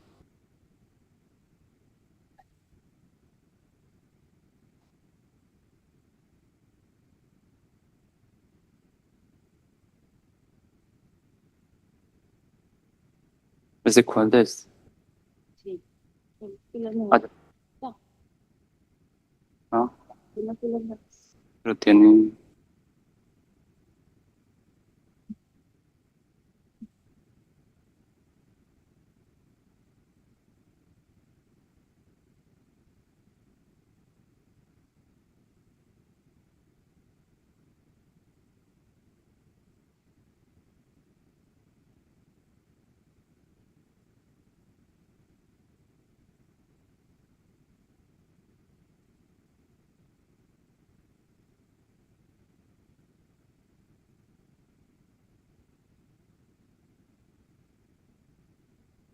Listo. Buenas tardes a todos. Muchas gracias por la invitación. Les voy a hablar de el choque séptico y el choque hipovolémico. Cuando me dijeron que presentara ese tema, me pareció complejo hacer como el enfoque de la charla. ¿Cómo hacerles una comparación de dos tipos de choque que pueden ser o que se pueden presentar en el mismo momento? Entonces hice como una comparación, como un versus literalmente de los dos tipos de choque. Voy a ser pues como muy conciso, yo sé que la hora es difícil y ya van a estar pues como cansados. Como para modo de introducción, a modo de historia, los tipos de choque se escribieron inicialmente en el 34, describiendo inicialmente el choque hemorrágico, neurogénico, vasogénico y cardiogénico. Y después, comprendiendo un poco más la fisiopatología del choque, ya se describe pues como los 4 tipos de choques que conocemos actualmente: el hipovolémico, el distributivo, el obstructivo y el cardiogénico. Pero entonces, como para poder hacer un comparativo entre el choque séptico, que es el tipo de choque distributivo más frecuente, y el choque hipovolémico, pues les traigo como la tabla desde la parte hemodinámica, pero resumida, de cómo se comportan los tipos de choque. Aquí, pues, a modo como epidemiología, como el orden de frecuencia, siendo el séptico el más frecuente y el hipovolémico como en el tercer lugar. Dentro de los choques distributivos, que aquí los tengo separados en séptico, anafiláctico y el neurogénico, van a ver que desde la parte hemodinámica se comportan muy similares. La precarga caída, un gasto cardíaco que puede estar estable o elevado y una una resistencia vascular sistémica disminuida. En cambio, el hipovolémico tiene la precarga disminuida, el gasto cardíaco caído y la resistencia vascular como un mecanismo de compensación elevado. Pero vamos a ver que en algún momento de la fisiopatología del choque, cuando se agotan los mecanismos compensatorios, pues esa resistencia vascular pues va a pasar al otro lado y va a empezar a disminuir. Y en ese punto es donde se empiezan a mezclar los tipos de choque y a pensar con qué tipo o en qué paciente me estoy enfrentando en ese momento. Todos los tipos de choque empiezan con un desencadenante que va a producir en algún momento de la fisiopatología una caída del gasto cardíaco o de la resistencia vascular. ¿Cuál es el problema? Que desde la parte de análisis o cómo podemos mirar el gasto cardíaco, pues tenemos formas a través de la ecografía, un catéter de Swan-Ganz o análisis del contorno de pulso. Pero la resistencia vascular sistémica no se mide directamente, es un subrogado o un hallazgo que se mide de forma indirecta a través de la evaluación del gasto cardíaco, la presión arterial media y la presión venosa central. Y algunos artículos recientemente empiezan a describir cómo el análisis del cambio de presión arterial medido en una extremidad, cuando la elevo, puedo diferenciar o puedo asumir que el paciente lo tenemos con un choque distributivo o con un choque por hipovolemia, suponiendo desde la parte hemodinámica que cuando elevo la extremidad, si tengo la resistencia vascular sistémica caída, como en el choque distributivo, pues la presión va a caer y va a haber una diferencia de presiones grandes en una extremidad en reposo y posteriormente elevada. No así en el paciente con choque hipovolémico, que la resistencia o las presiones van a ser iguales porque la resistencia está conservada. Pero como les dije, en un momento de la fisiopatología, la resistencia vascular sistémica en el choque hipovolémico, cuando persiste el choque, pues va a disminuir. Y pues el desencadenante altera el gasto cardíaco, la resistencia vascular, y es lo que produce el choque, que es el estado de hipoperfusión de los tejidos. Cuando tenemos un paciente con un choque indiferenciado, pues tenemos una mnemotecnia que nos dice maneje todo el paciente con estado de choque, que si no sabe qué tipo de choque tiene, pues enfóquelo de una forma global, maneje el choque hasta que encuentre cuál es la causa. Tenemos la mnemotecnia VIP, que es soporte ventilatorio, manténgalo bien oxigenado para que intente darle el mejor oxígeno posible a los tejidos y no sufran tanto. La reanimación hídrica adecuada, que es el transporte para el oxígeno, y el soporte vasoactivo para mantener las resistencias vasculares y que perfunda bien los tejidos. Pero entonces, ¿cómo manejo? Pues todos los tipos de choque se manejan igual. Y ese es un enfoque general como para tener unas metas claras, qué hacer con esos pacientes. Pero si yo comprendo bien la fisiopatología hemodinámica del tipo de choque, pues voy a orientar mejor la terapia y puedo evitar efectos secundarios del manejo inadecuado, ya sea de líquidos o de vasopresores. Entonces, por eso el tratamiento depende mucho de comprender la fisiopatología del tipo de choque. Entonces hay que tener precaución con el tipo de líquidos que usamos, la cantidad, en qué momento, y lo mismo con los vasopresores. ¿Cuáles son los errores más frecuentes? Por ejemplo, en el choque hipovolémico, respecto al uso de líquidos, cuando no consideramos que sea hipovolémico o por alguna situación pensamos que es por otro tipo o por otro lado, no estamos reanimando bien y dejamos el paciente hipovolémico y va a empeorar el estado de choque. O usamos de forma muy temprana los vasopresores sin una adecuada reanimación hídrica y podemos tener efectos secundarios del uso de vasopresores cuando podemos haber reanimado solamente con líquidos. Y en el caso del choque séptico, podemos utilizar de forma inadecuada líquidos, sobrecargarlo y empeorar su estado hemodinámico por sobrecarga, o de retrasar el uso de vasopresores pensando que es falta de volumen, y es un paciente que su mortalidad va a aumentar cuando retrasamos los vasopresores. Ya hablando del choque hipovolémico, pues tenemos que se produce por pérdida o por baja ingesta, y esas son como las causas más frecuentes de los tipos de choque hipovolémico: hipertermia, diarrea, pérdidas renales no medibles, pérdidas cutáneas o secuestro, un tercer espacio, por otras patologías que van a llevar el líquido a un tercer espacio y se genera una hipovolemia relativa. Desde la parte hemodinámica, como les explicaba previamente, entonces tenemos que se produce una disminución del volumen sistólico, cae el gasto cardíaco, se produce una vasoconstricción refleja, por eso es que aumenta las resistencias vasculares sistémicas, pero después cuando se agotan los mecanismos de compensación, se produce pues la vasodilatación, se disminuye la perfusión y por eso se describe que el choque hipovolémico, aquí aparece pues choque cardiogénico pues porque se comporta hemodinámicamente muy similar, entonces se describe que es un choque frío, a diferencia del choque séptico como les voy a mostrar ahorita. ¿Cómo reconocerlo? Pues la clínica, un paciente que tiene unas pérdidas gastrointestinales claras o unas pérdidas renales, pues ya identificamos que está perdiendo líquidos por algún lado y vemos claros signos de deshidratación. La ecografía nos puede ayudar con algunos datos que pueden apoyar el diagnóstico, como una vena cava que está disminuida o que es colapsable. Y a nivel del corazón, el signo del kissing sign, que es que las paredes ventriculares se adosan por la falta de volumen que se produce durante la sístole.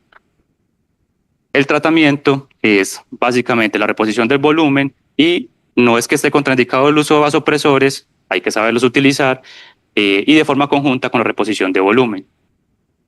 Esto acá quiere decir que si yo mantengo una hipotensión continua a los pacientes con hipovolemia, se va a llegar en algún punto una hipoperfusión coronaria y se va a producir un choque cardiogénico que se sumaría pues al choque hipovolémico inicial. Entonces lo importante en el choque hipovolémico, reponga siempre el volumen, puede utilizar el vasopresor mientras va reponiendo volumen como una medida adicional como para evitar la prolongación de la hipoperfusión y evitar que ese paciente me termine un choque cardiogénico, pero siempre tenga presente que debe llenar el tanque. En cuanto al choque séptico, tenemos que hacer una respuesta desregulada a las infecciones y desde la parte hemodinámica se presenta con una pérdida del tono vascular. Eso disminuye la resistencia vascular sistémica, permite que tenga un mayor flujo a través de los vasos y por eso los pacientes a nivel distal tienen son más calientes, a diferencia de los otros tipos de choque, que es un paciente que en las extremidades son frías y por eso se conocía previamente como un choque caliente. Pero a pesar de tener un flujo aumentado, el vaso no tiene buen tono, entonces se cae la perfusión y es lo que lleva al choque y a la disminución de la perfusión de los tejidos. Pero ¿qué pasa con el choque séptico?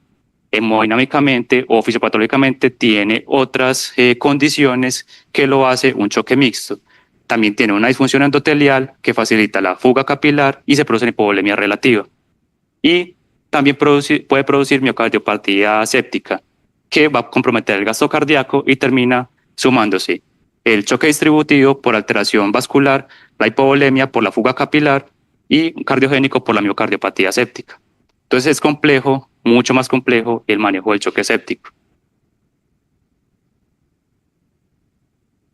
Desde el reconocimiento podemos utilizar también la clínica y la ecografía. Desde la clínica, pues un paciente que esté febril, que tengamos un foco de infección identificado o sospechado y que tenga pues signos de hipoperfusión clínicos. Y la ecografía también nos puede ayudar como a tener hallazgos que nos digan, puede ser más séptico, más que un choque hipovolémico, tener una vena cava inferior que esté normal o disminuida. Esto también hace difícil diferenciarlo de un choque hipovolémico, porque adicionalmente se puede tener un paciente con una sepsis gastrointestinal que tiene pérdida de volumen, entonces puede estar chocado tanto por la pérdida de volumen como por el estado de alteración vascular por la sepsis. Pero a nivel cardíaco podemos ver un corazón que puede estar hiperdinamico, pero lo mismo, si el paciente también es hipovolémico, podemos también ver signos ecográficos de hipovolemia. ¿Qué es importante en el manejo del choque séptico? Pues el enfoque del manejo del paciente con sepsis o choque séptico, la reposición de líquidos, pero aquí sí ser más cuidadosos con el manejo de los líquidos para no sobrecargar ese paciente.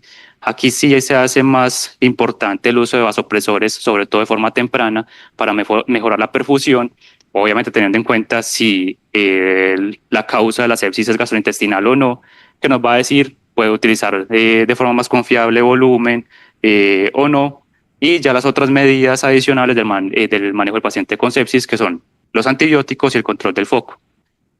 Entonces, mire que es complejo diferenciar estos dos tipos de choque, la sepsis y la hipovolemia pura, porque adicionalmente un paciente puede tener las dos cosas a la vez, una sepsis por hipovolemia, pues síntomas gastrointestinales que le están llevando las dos cosas a la vez. Como conclusión, entonces tenemos el choque es un estado de hipoperfusión que lleva a fallo de los tejidos, el manejo inicial puede ser similar en todos los tipos de choque, entonces en el choque hipovolémico y en el choque séptico podemos utilizar todavía la mnemotecnia de oxigenación, líquidos y vasopresores mientras identificamos cuál es la causa del choque de ese paciente, pero siempre intentando hacer un diagnóstico diferencial, intentando enfocar a ese paciente, ver por qué lado va, puede tener las dos cosas, puede que ese paciente se beneficie de las dos cosas a la vez, líquidos y vasopresores, puede que se beneficie más de uno u otro, pero depende mucho de la clínica del paciente. Basémonos siempre en la clínica, podemos utilizar ayudas diagnósticas como la ecografía, cada vez más está en uso la ecografía, cada vez se está acercando más al médico general el uso de la ecografía, son herramientas y ayudas que nos ayudan a diferenciar o a enfocar o a guiarnos el manejo del paciente, y tanto en las dos situaciones, tanto en el choque hipovolémico como el choque séptico, hagamos un uso racional del tratamiento. Seamos cuidadosos con los líquidos, si lo necesitan, miremos cómo responde, cómo evoluciona ese paciente, y con el vasopresor tampoco retrasemos mucho el inicio del mismo, nos va a ayudar a mantener la perfusión mientras logramos reanimarlo si necesita volumen o si es el manejo inicial de un paciente con choque séptico. Y ya, muchas gracias. The recording has stopped. This meeting is being recorded. Muchas gracias, doctor Wesley. Ahora, para finalizar el día de hoy, vamos a finalizar con nuestro segundo debate a cargo del doctor Santiago Quintero, urgentólogo del Hospital Pablo Tobón Uribe, y del doctor Sebastián Osorio, urgentólogo del Hospital Marco Fidel Suárez. Evidencia, práctica y debate en RCP. Intubación intraparo.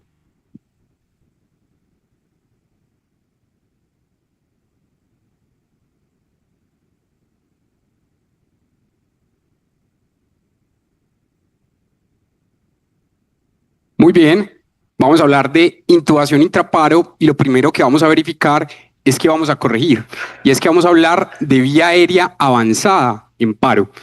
Quiere decir que en mi equipo estarán los tubos orotraqueales, 2.700 pesos, los dispositivos supraglóticos y ahí del otro lado estará la malvada valva o la mejor máscara bolsa.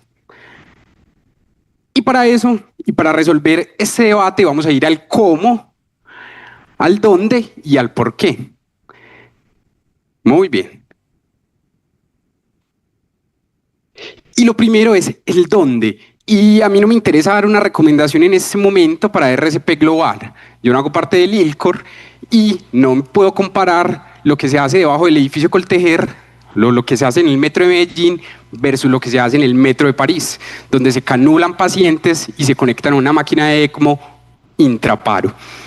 Quiere decir entonces, ¿dónde estamos? Y estamos en una farsa. Estamos en una farsa porque este es el resultado de un estudio epidemiológico de la universidad que caracterizó cómo nos iba en atención de paros cardíacos extrahospitalarios por el 123 o por EMI o por el que ustedes quieran. Y nos fue muy mal en lo más básico. ¿Por qué nos fue tan mal? Porque apenas el 11% de los pacientes recibieron compresiones torácicas, ya sea por un primer respondiente o por un profesional prehospitalario. Nos fue muy mal porque la mediana de tiempo a la que llegaba personal prehospitalario a atender ese paro eran 27 minutos, sin llegar a decir que el tiempo máximo al que llegaron a atender un paro fue 1 hora con 10 minutos, cuando en el mundo se pelean entre si llegan entre 4 a 6 minutos máximo. Más de 6 minutos es una aberración. Y por otro lado, el 96% de todos los paros cardíacos no se reconoce cuál es el ritmo de paro. Quiere decir que apenas el 4% se validó, se estudió cuál era el ritmo de paro y se identificó si se beneficiaba de terapia eléctrica o no. Quiere decir que somos unos héroes de la mediocridad y no es por falta de talento prehospitalario, es claramente porque tenemos otras prioridades, el mar, la playa, los aviones de guerra. Y quiere decir que entonces la vía aérea no es necesariamente el eslabón más débil, y es porque en la cadena de supervivencia del paciente en paro, la cadena tiene que ser fuerte y cada uno de los eslabones debe estar firme y unido al otro. Y por eso vamos a concentrarnos acá, en el paraíso de las decisiones difíciles, en el inframundo, donde nadie más quiere estar. Y vamos a pasar al por qué. ¿Por qué les voy a enseñar hoy? Porque, que el profe Barros me disculpe por decirlo, les voy a enseñar otra ruta para atender el paro cardíaco en sus hospitales. Y lo primero de ellos, pues, es que el problema es que las guías nos dejan ahí medio tibios y la guía dice, venga, con casi el menor grado de recomendación que le puedo dar, con un bajo nivel de certeza, ambas guías nos dice, pues, use el uno o el otro. Mire a ver usted cómo se siente, si hace calor, si ese día hace frío, si usted se siente bien entrenado, si desayunó o no desayunó, mire a ver usted qué hace. Y por eso, pues venga, vamos a enfrentarnos acá. Este desafío inicial es que no existe un estudio pivotal que pueda responder con 100% de certeza, con un grado fuerte de evidencia, así como se usa el tranexámico en las primeras 3 horas de trauma u otros escenarios en urgencias, que definitivamente usar la máscara o usar el tubo es mejor. Y les puedo aquí hacer una retahíla de estudios clínicos donde los resultados, donde los números, donde el ego epidemiológico puede ser mejor en uno, mejor en otro, no inferior, inconcluso, RRs en 1.0, etc. Y dejaré de lado entonces esos números y se los dejaremos a los contadores. Y entonces los voy a llevar al escenario de mi enemigo. Y el escenario de mi enemigo es la máscara bolsa o el ambú. Y es que para que un ambú funcione en un paciente en paro, casi que hay que hacer un credo religioso porque es un gran acto de fe. Lo primero es que usted debe garantizar un gran sello hermético de los pacientes y como vimos ahorita en la epidemia de la obesidad, de Mario que tiene barba, entre otras cosas, usar un sello o garantizar un sello hermético es muy difícil. Y usted difícilmente lo logrará solamente usted mismo e idealmente necesitará otras 2 manos adicionales. Lo segundo es que usted debe alinear los ejes, debe hacer maniobras de tracción simultáneamente con la maniobra de la C y la E o la V y la E para garantizar que los ejes faringios se alineen y usted pueda vencer esa obstrucción mecánica primaria que hace los tejidos blandos de la orofaringe. Usted debe garantizar una presión positiva suficiente para vencer las resistencias de la vía aérea, pero ni tanto que queme al santo, porque si usted le mete mucha presión positiva, abre el esfínter esofágico superior y el paciente le devuelve el sancocho que se comió en el almuerzo. Usted debe reclutar las suficientes unidades funcionales que necesita el paciente para poder realizar el intercambio gaseoso y además usted al mismo tiempo, venga, usted no solamente puede intubar, usted simultáneamente tiene que continuar las compresiones para poder que la convección circulatoria lleve a que las unidades de oxígeno lleguen a los tejidos y por último le permitan a la mitocondria hacer que se creen las monedas y los billetes energéticos para que el paciente vuelva a la vida. Además, todos hemos vivido este momento. Después de dar ambú, uno queda como tetanizado, con solo 2 minutos de ambú en una preoxigenación en quirófano. ¿Cómo será dar ambú 10 minutos, 20 minutos de la atención del paro? Y otro de los miedos era que la hiperoxia nos iba a matar. Pues no, La hiperoxia sí, después del paro, cuando yo ya puedo monitorizar a mi paciente. Pero el paciente en paro yo le debo garantizar un 100% de FiO2 porque está demostrado que mejores niveles de oxígeno en sangre mejoran la supervivencia de ese paciente. Además, a mí me parece más tenebroso aún que en los ensayos clínicos, los subanálisis, la bolsa máscara o el ambú le va peor, tanto en la falla del uso como en los episodios de eventos adversos. Y claro, aquí está el ejemplo de lo que hablábamos más temprano, y es que solo dar compresiones me asegura la perfusión coronaria. Y observen cómo interactúa con el dispositivo de vía aérea y qué sucede con la presión de perfusión coronaria cuando uso el ambú, cuando tomo esa pausa de 32 para dar las ventilaciones. Y ya sabemos, tanto por modelos humanos, como es esta gráfica a la izquierda, como con modelos porcinos, que el mito de que la presión intratorácica disminuía el retorno venoso es cierto, excepto en paro. Y en paro, cuando yo puedo dar una ventilación sincronizada con la sístole.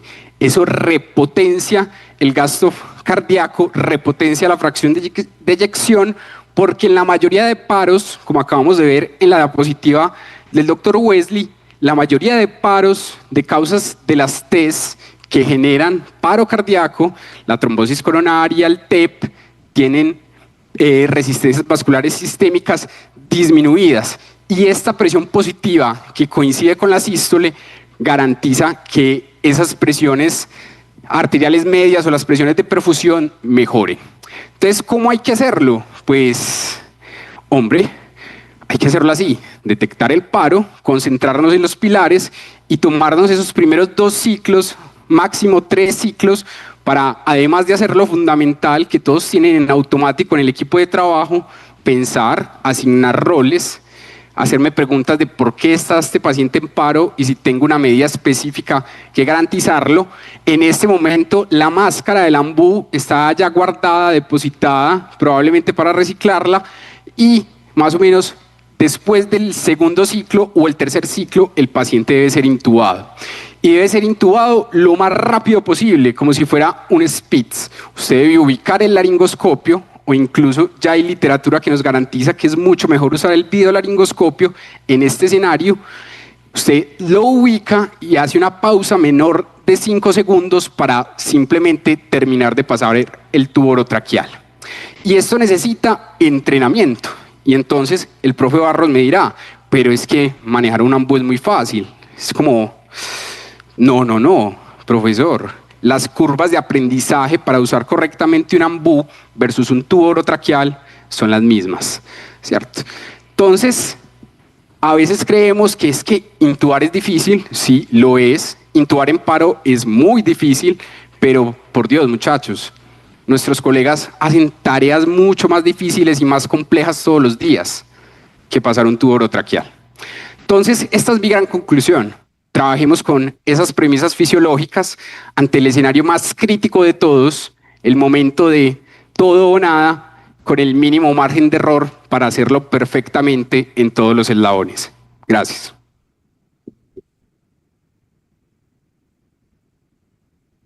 The recording has stopped. This meeting is being recorded.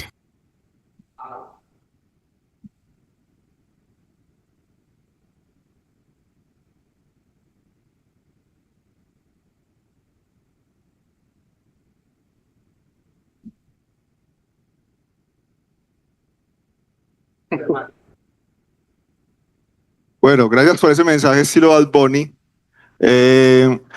Muchas gracias por la asistencia. Para mí es un reto, finalmente en 7 minutos, defender esta idea por 2 razones. La primera es que soy el último, pero no el menos importante. Y la segunda es porque en estos 7 minutos les voy a tumbar un dogma que incluso muchos colegas urgentólogos hacen y que ustedes seguro han hecho, que es intubar intraparo. Pero ya les voy a explicar por qué la foto que mostró Santiago de que el ambú era el más fuerte es cierto. Y voy a intentar tumbar ese dogma que ustedes intenten dejar de intubar a la diestra y siniestra cuando un paciente acaba de caer en paro. Y es que el mensaje es muy fácil, tiene lógica y todo el sentido del mundo intubar intraparo, pero hay una premisa fundamental y ya lo vamos a continuar, y es que finalmente el paro no es una cuestión de ventilación. La parada cardíaca es una cuestión de flujo, es una cuestión circulatoria. Tenemos un estado inicial preparo en el cual el paciente luego tiene una parada cardíaca, llega a un estado de no flujo Y luego con el RCP lo que estamos buscando es un fenómeno de flujo bajo, pero que haya flujo hasta que finalmente podamos retornar a la circulación espontánea, o si estás en el metro de París, te canulen y te llenen para ECMO, ¿cierto? Y en ese RCP nosotros vamos a intervenciones para salir del paro. De nuevo, la parada cardíaca es un fenómeno circulatorio, la ventilación per se no es la clave. Finalmente uno no hace RCP solo ventilando, uno tiene que dar RCP con compresiones de alta calidad. Y es que tiene todo el sentido del mundo, y probablemente en la mañana se los dijeron, cuando yo hay compresiones de alta calidad, ese aumento de las presiones finalmente explican por qué por ordeñamiento hay un aumento de la perfusión orgánica, pero la recuperación torácica crea una presión negativa que asegura la perfusión coronaria, y aunque no lo crean, esa presión negativa también genera ventilación. Los pacientes en paro, cuando no es paro por asfixia, en los primeros 5 minutos, si usted le da unas muy buenas compresiones, la descompresión del tórax hace que ventilen un poquito. Entonces eso también es un mensaje, finalmente ojo con las compresiones si finalmente no las estoy logrando. Y Santiago me robó la imagen, pero es para mostrarles lo importante que es la presión de perfusión coronaria y orgánica a la hora de dar las compresiones, y cómo es cierto que caen cuando yo doy la pausa para ventilar, pero él les dio una cosa, y es que no les colocó la imagen completa. Y la imagen completa es lo que pasa cuando uno hace la pausa para intubar, y entre más tiempo haga de pausa, es más difícil recuperar la perfusión o la presión de perfusión que tenías antes de la pausa. Y eso es un problema muy grave, porque usted puede tener un paciente bien intubado, pero si no tiene circulación, tiene un paciente bien intubado, pero un paciente muerto. Entonces, aquí llega una cosa muy importante, y es que en este escenario pasa una cosa, es un sesgo cognitivo de pérdida del objetivo. Yo tengo que llegar al Cerro de las Tres Cruces, y hay 3 caminos distintos, cada uno de diferente longitud. Todos me dirán, me voy por el más corto, y la respuesta es no. La respuesta es váyase por el que usted conoce mejor. Y eso es muy importante porque muchos creerán que en paro, en la parte pulmonar, el objetivo es intubar, y no, el fin es ventilar. La intubación es el medio, pero hay diferentes medios, no solamente la máscara laringia, sino dar el ambú. Y eso no solamente ocurre en paro, sino en otras cosas. Entonces, Laura nos decía lo de los equipos de trauma, y miren que ella nunca habló de hacer tempranamente la tomografía emergente, sino que siempre habló de reanimar antes. Jason también lo decía. Pero nos falta el que llega un código de trauma y ya está pensando ya directamente a tomografía sin hacer una evaluación inicial. Entonces, no es en realidad el medio, sino que es el fin. Y lo que yo estoy buscando como fin es que ventile el paciente, que allá en el alvéolo alcance a llegar la mezcla de aire o de gas. Y eso se puede lograr con cualquiera de los 3 métodos. Entonces vamos a ver lo siguiente. Resulta, acontece que qué pasa con la ventilación en los primeros minutos. Si usted tiene un paciente que acaba de entrar en paro, resulta que ese paciente ya tenía algo de reserva de oxígeno en su sistema ventilatorio, y finalmente esa reserva la va a durar varios minutos. Entonces uno diría, pues si la va a durar varios minutos, prioricemos las compresiones, que es la circulación. ¿Qué pasa también? Cuando hacen estudios experimentales en animales, en cerdos, no es que damos cerdos, pero somos los más parecidos a un cerdo, ¿cierto? En estudio experimental, comparan 2 grupos. Vamos a darle a unos solo compresiones, y a otro vamos a darle compresiones más ventilación. Miren ustedes que el grupo de solo compresiones es este de acá, el que está más chiquito, y el grupo de ambos es el que está con la barra más altica. En el color negro está representado qué tanto ventilación le proporcionaba las compresiones a ese grupo que también ventilaron. Y miren ustedes qué interesante que en un minuto de reanimación, en realidad solo dar compresiones alcanzaba a dar más de 2 o 3 litros por minuto de ventilación, solo las compresiones. ¿Por qué mecanismo fisiológico? De nuevo, la reexpansión del tórax y la recreación de una presión negativa. Y miren ustedes que en realidad las compresiones aportaban algo a la ventilación, aún estando ventilados con ventilador. ¿Qué pasa? Que con este mecanismo sí se pierde con los minutos. Pues yo les pregunto, ese mecanismo se pierde más o menos después de 6 a 10 minutos. Van a correr entonces a intubar a un paciente cuya prioridad es las compresiones, sabiendo que en los primeros 6 a 10 minutos usted puede lograr una reserva, digamos, de oxigenación suficiente. Ahí les dejo la pregunta. Ese es otro caso muy interesante, y es que estos son cerdos que los aleatorizaron a ventilarlos de 4 maneras. A todos les inducían un paro y hacían 4 cosas. A unos los intubaban y los dejaban con ventilador, a otros los intubaban y les colocaban la corona nasal en el fondo de la tráquea, en el fondo del tubo, a otros los oxigenaban amnédicamente, no les daban nada, sino que solo les daban oxígeno en la boca, y a otros no les daban nada de oxígeno, eran intubados y solamente eso. Y a todos los medían las presiones y todo lo demás, gases, oxígeno, todo lo demás, Pero quiero mostrarles lo siguiente. Miren que usted intubarlos, ventilarlos médicamente o con máscara por fuera o darles el oxígeno directamente en la tráquea, esos cerdos duraban más de 15 a 20 minutos con muy buena oxigenación arterial teóricamente. Sin embargo, ya después de 20, 30, 40 minutos sí se perdía. La cosa es, usted en 30 minutos debe definir si va a seguir reanimando al paciente si es que usted no está pensando en ECMO. Y lo otro es, ¿será que es inocuo pensar siempre en avanzada? Uno dirá que para causar una mascalaringia no tiene, digamos, ningún problema. Pues vean que las pausas son algo muy importante.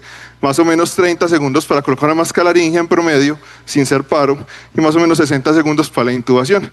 Pero hay un problema, que eso nunca se los dicen a ustedes. Cuando un paciente entra en paro, las presiones en el cuello caen, y lo que pasa, que se ha descrito, es que si usted coloca una mascalaringia a un paciente en paro, le va a bajar la presión de perfusión cerebral y el flujo sanguíneo cerebral. ¿Y saben cuál es el problema? Que eso está demostrado en animales ya. Vean que siempre, este es un estudio en cerdos, que cada 3 minutos les cambiaban de máscara a tubo, y miren ustedes que cada vez que le cambiaban a máscara, la presión cerebral, la presión de perfusión cerebral y el flujo sanguíneo cerebral caía. Y si lo cambiaban a tubo, no se recuperaba. Entonces usted, cuando le coloca a alguien una mascalaringia, en realidad está bajándole la perfusión cerebral. Y es algo que usted tiene que tener presente a la hora de colocar una mascalaringia. Entonces realmente la otra pregunta es, ¿tenemos realmente la experiencia para hacerlo? Aquí hay 243 personas. Eso es lo que se requiere de experiencia para asegurar que usted va a lograr una efectividad de más del 90% en intubar a alguien intraparo en menos de 30 segundos. 243 personas. ¿Quién de aquí tiene ese número? Ni siquiera nosotros como urgentólogos probablemente.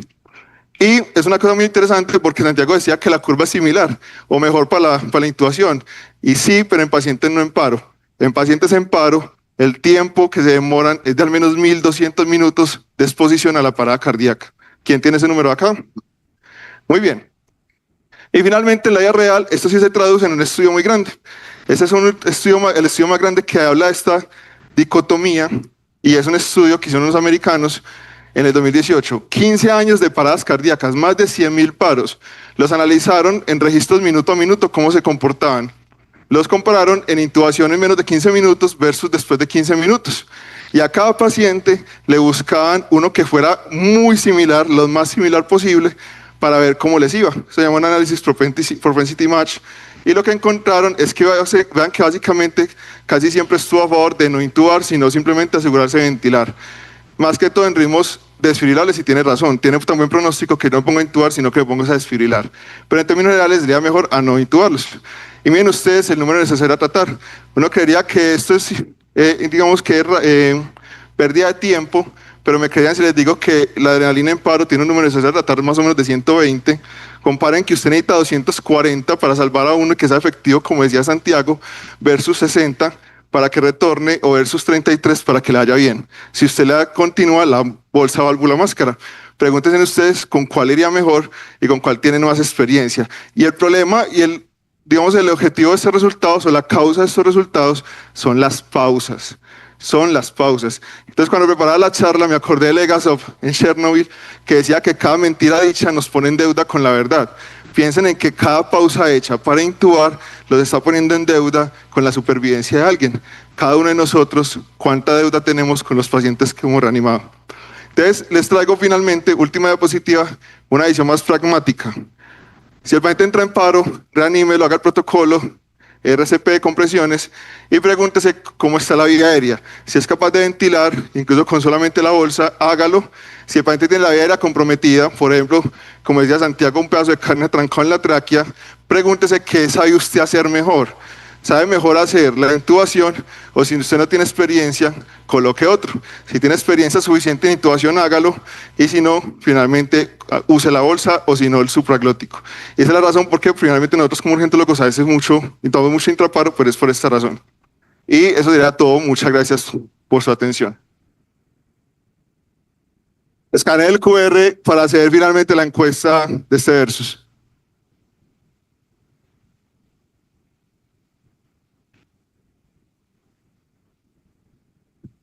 The recording has stopped. This meeting is being recorded.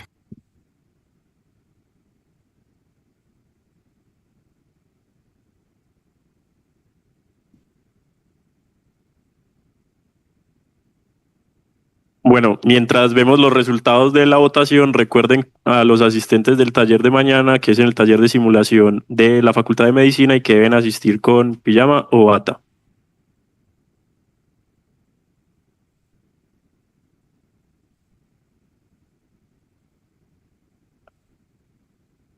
En el Chrome, ¿qué hiciste?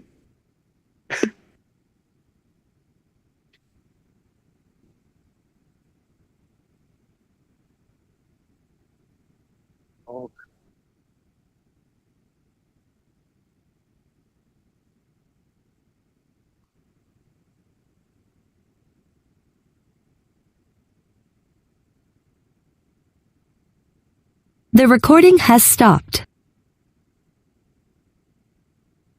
This meeting is being recorded.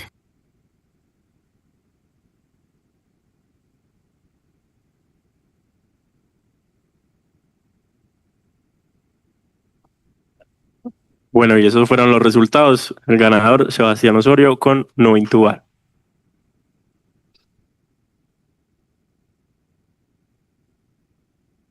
Y ya para finalizar, pues tenemos la última ronda de preguntas.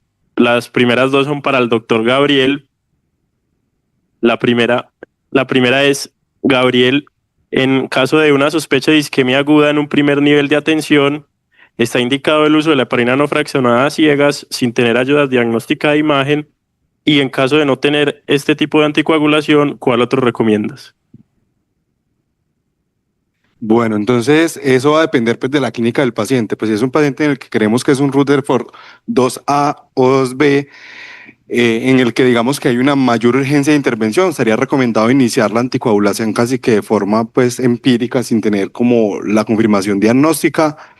Y en caso de no tener la forma de monitorizar la anticoagulación o de no, pues no contar con la heparina no fraccionada, que me parecería un escenario muy extraño, se podría considerar el uso de heparinas de bajo peso molecular como la noxaparina, siempre y cuando la función renal lo permite, y teniendo en cuenta pues también las precauciones de la heparina pues de bajo peso molecular. Listo, muchas gracias. Y la segunda es, ¿cómo abordar el dolor torácico en un paciente con isquemia de extremidades? ¿La troponina es confiable?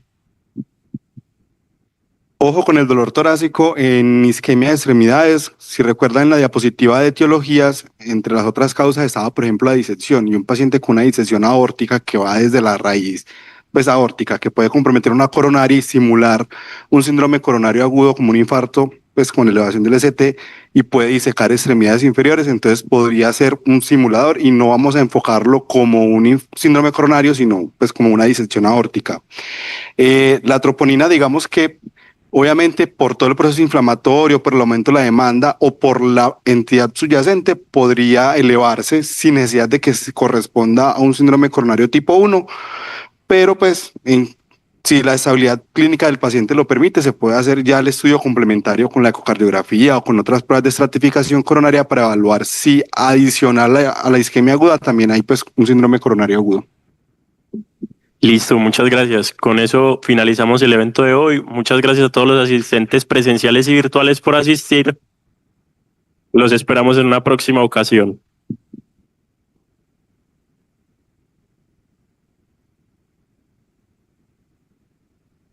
The recording has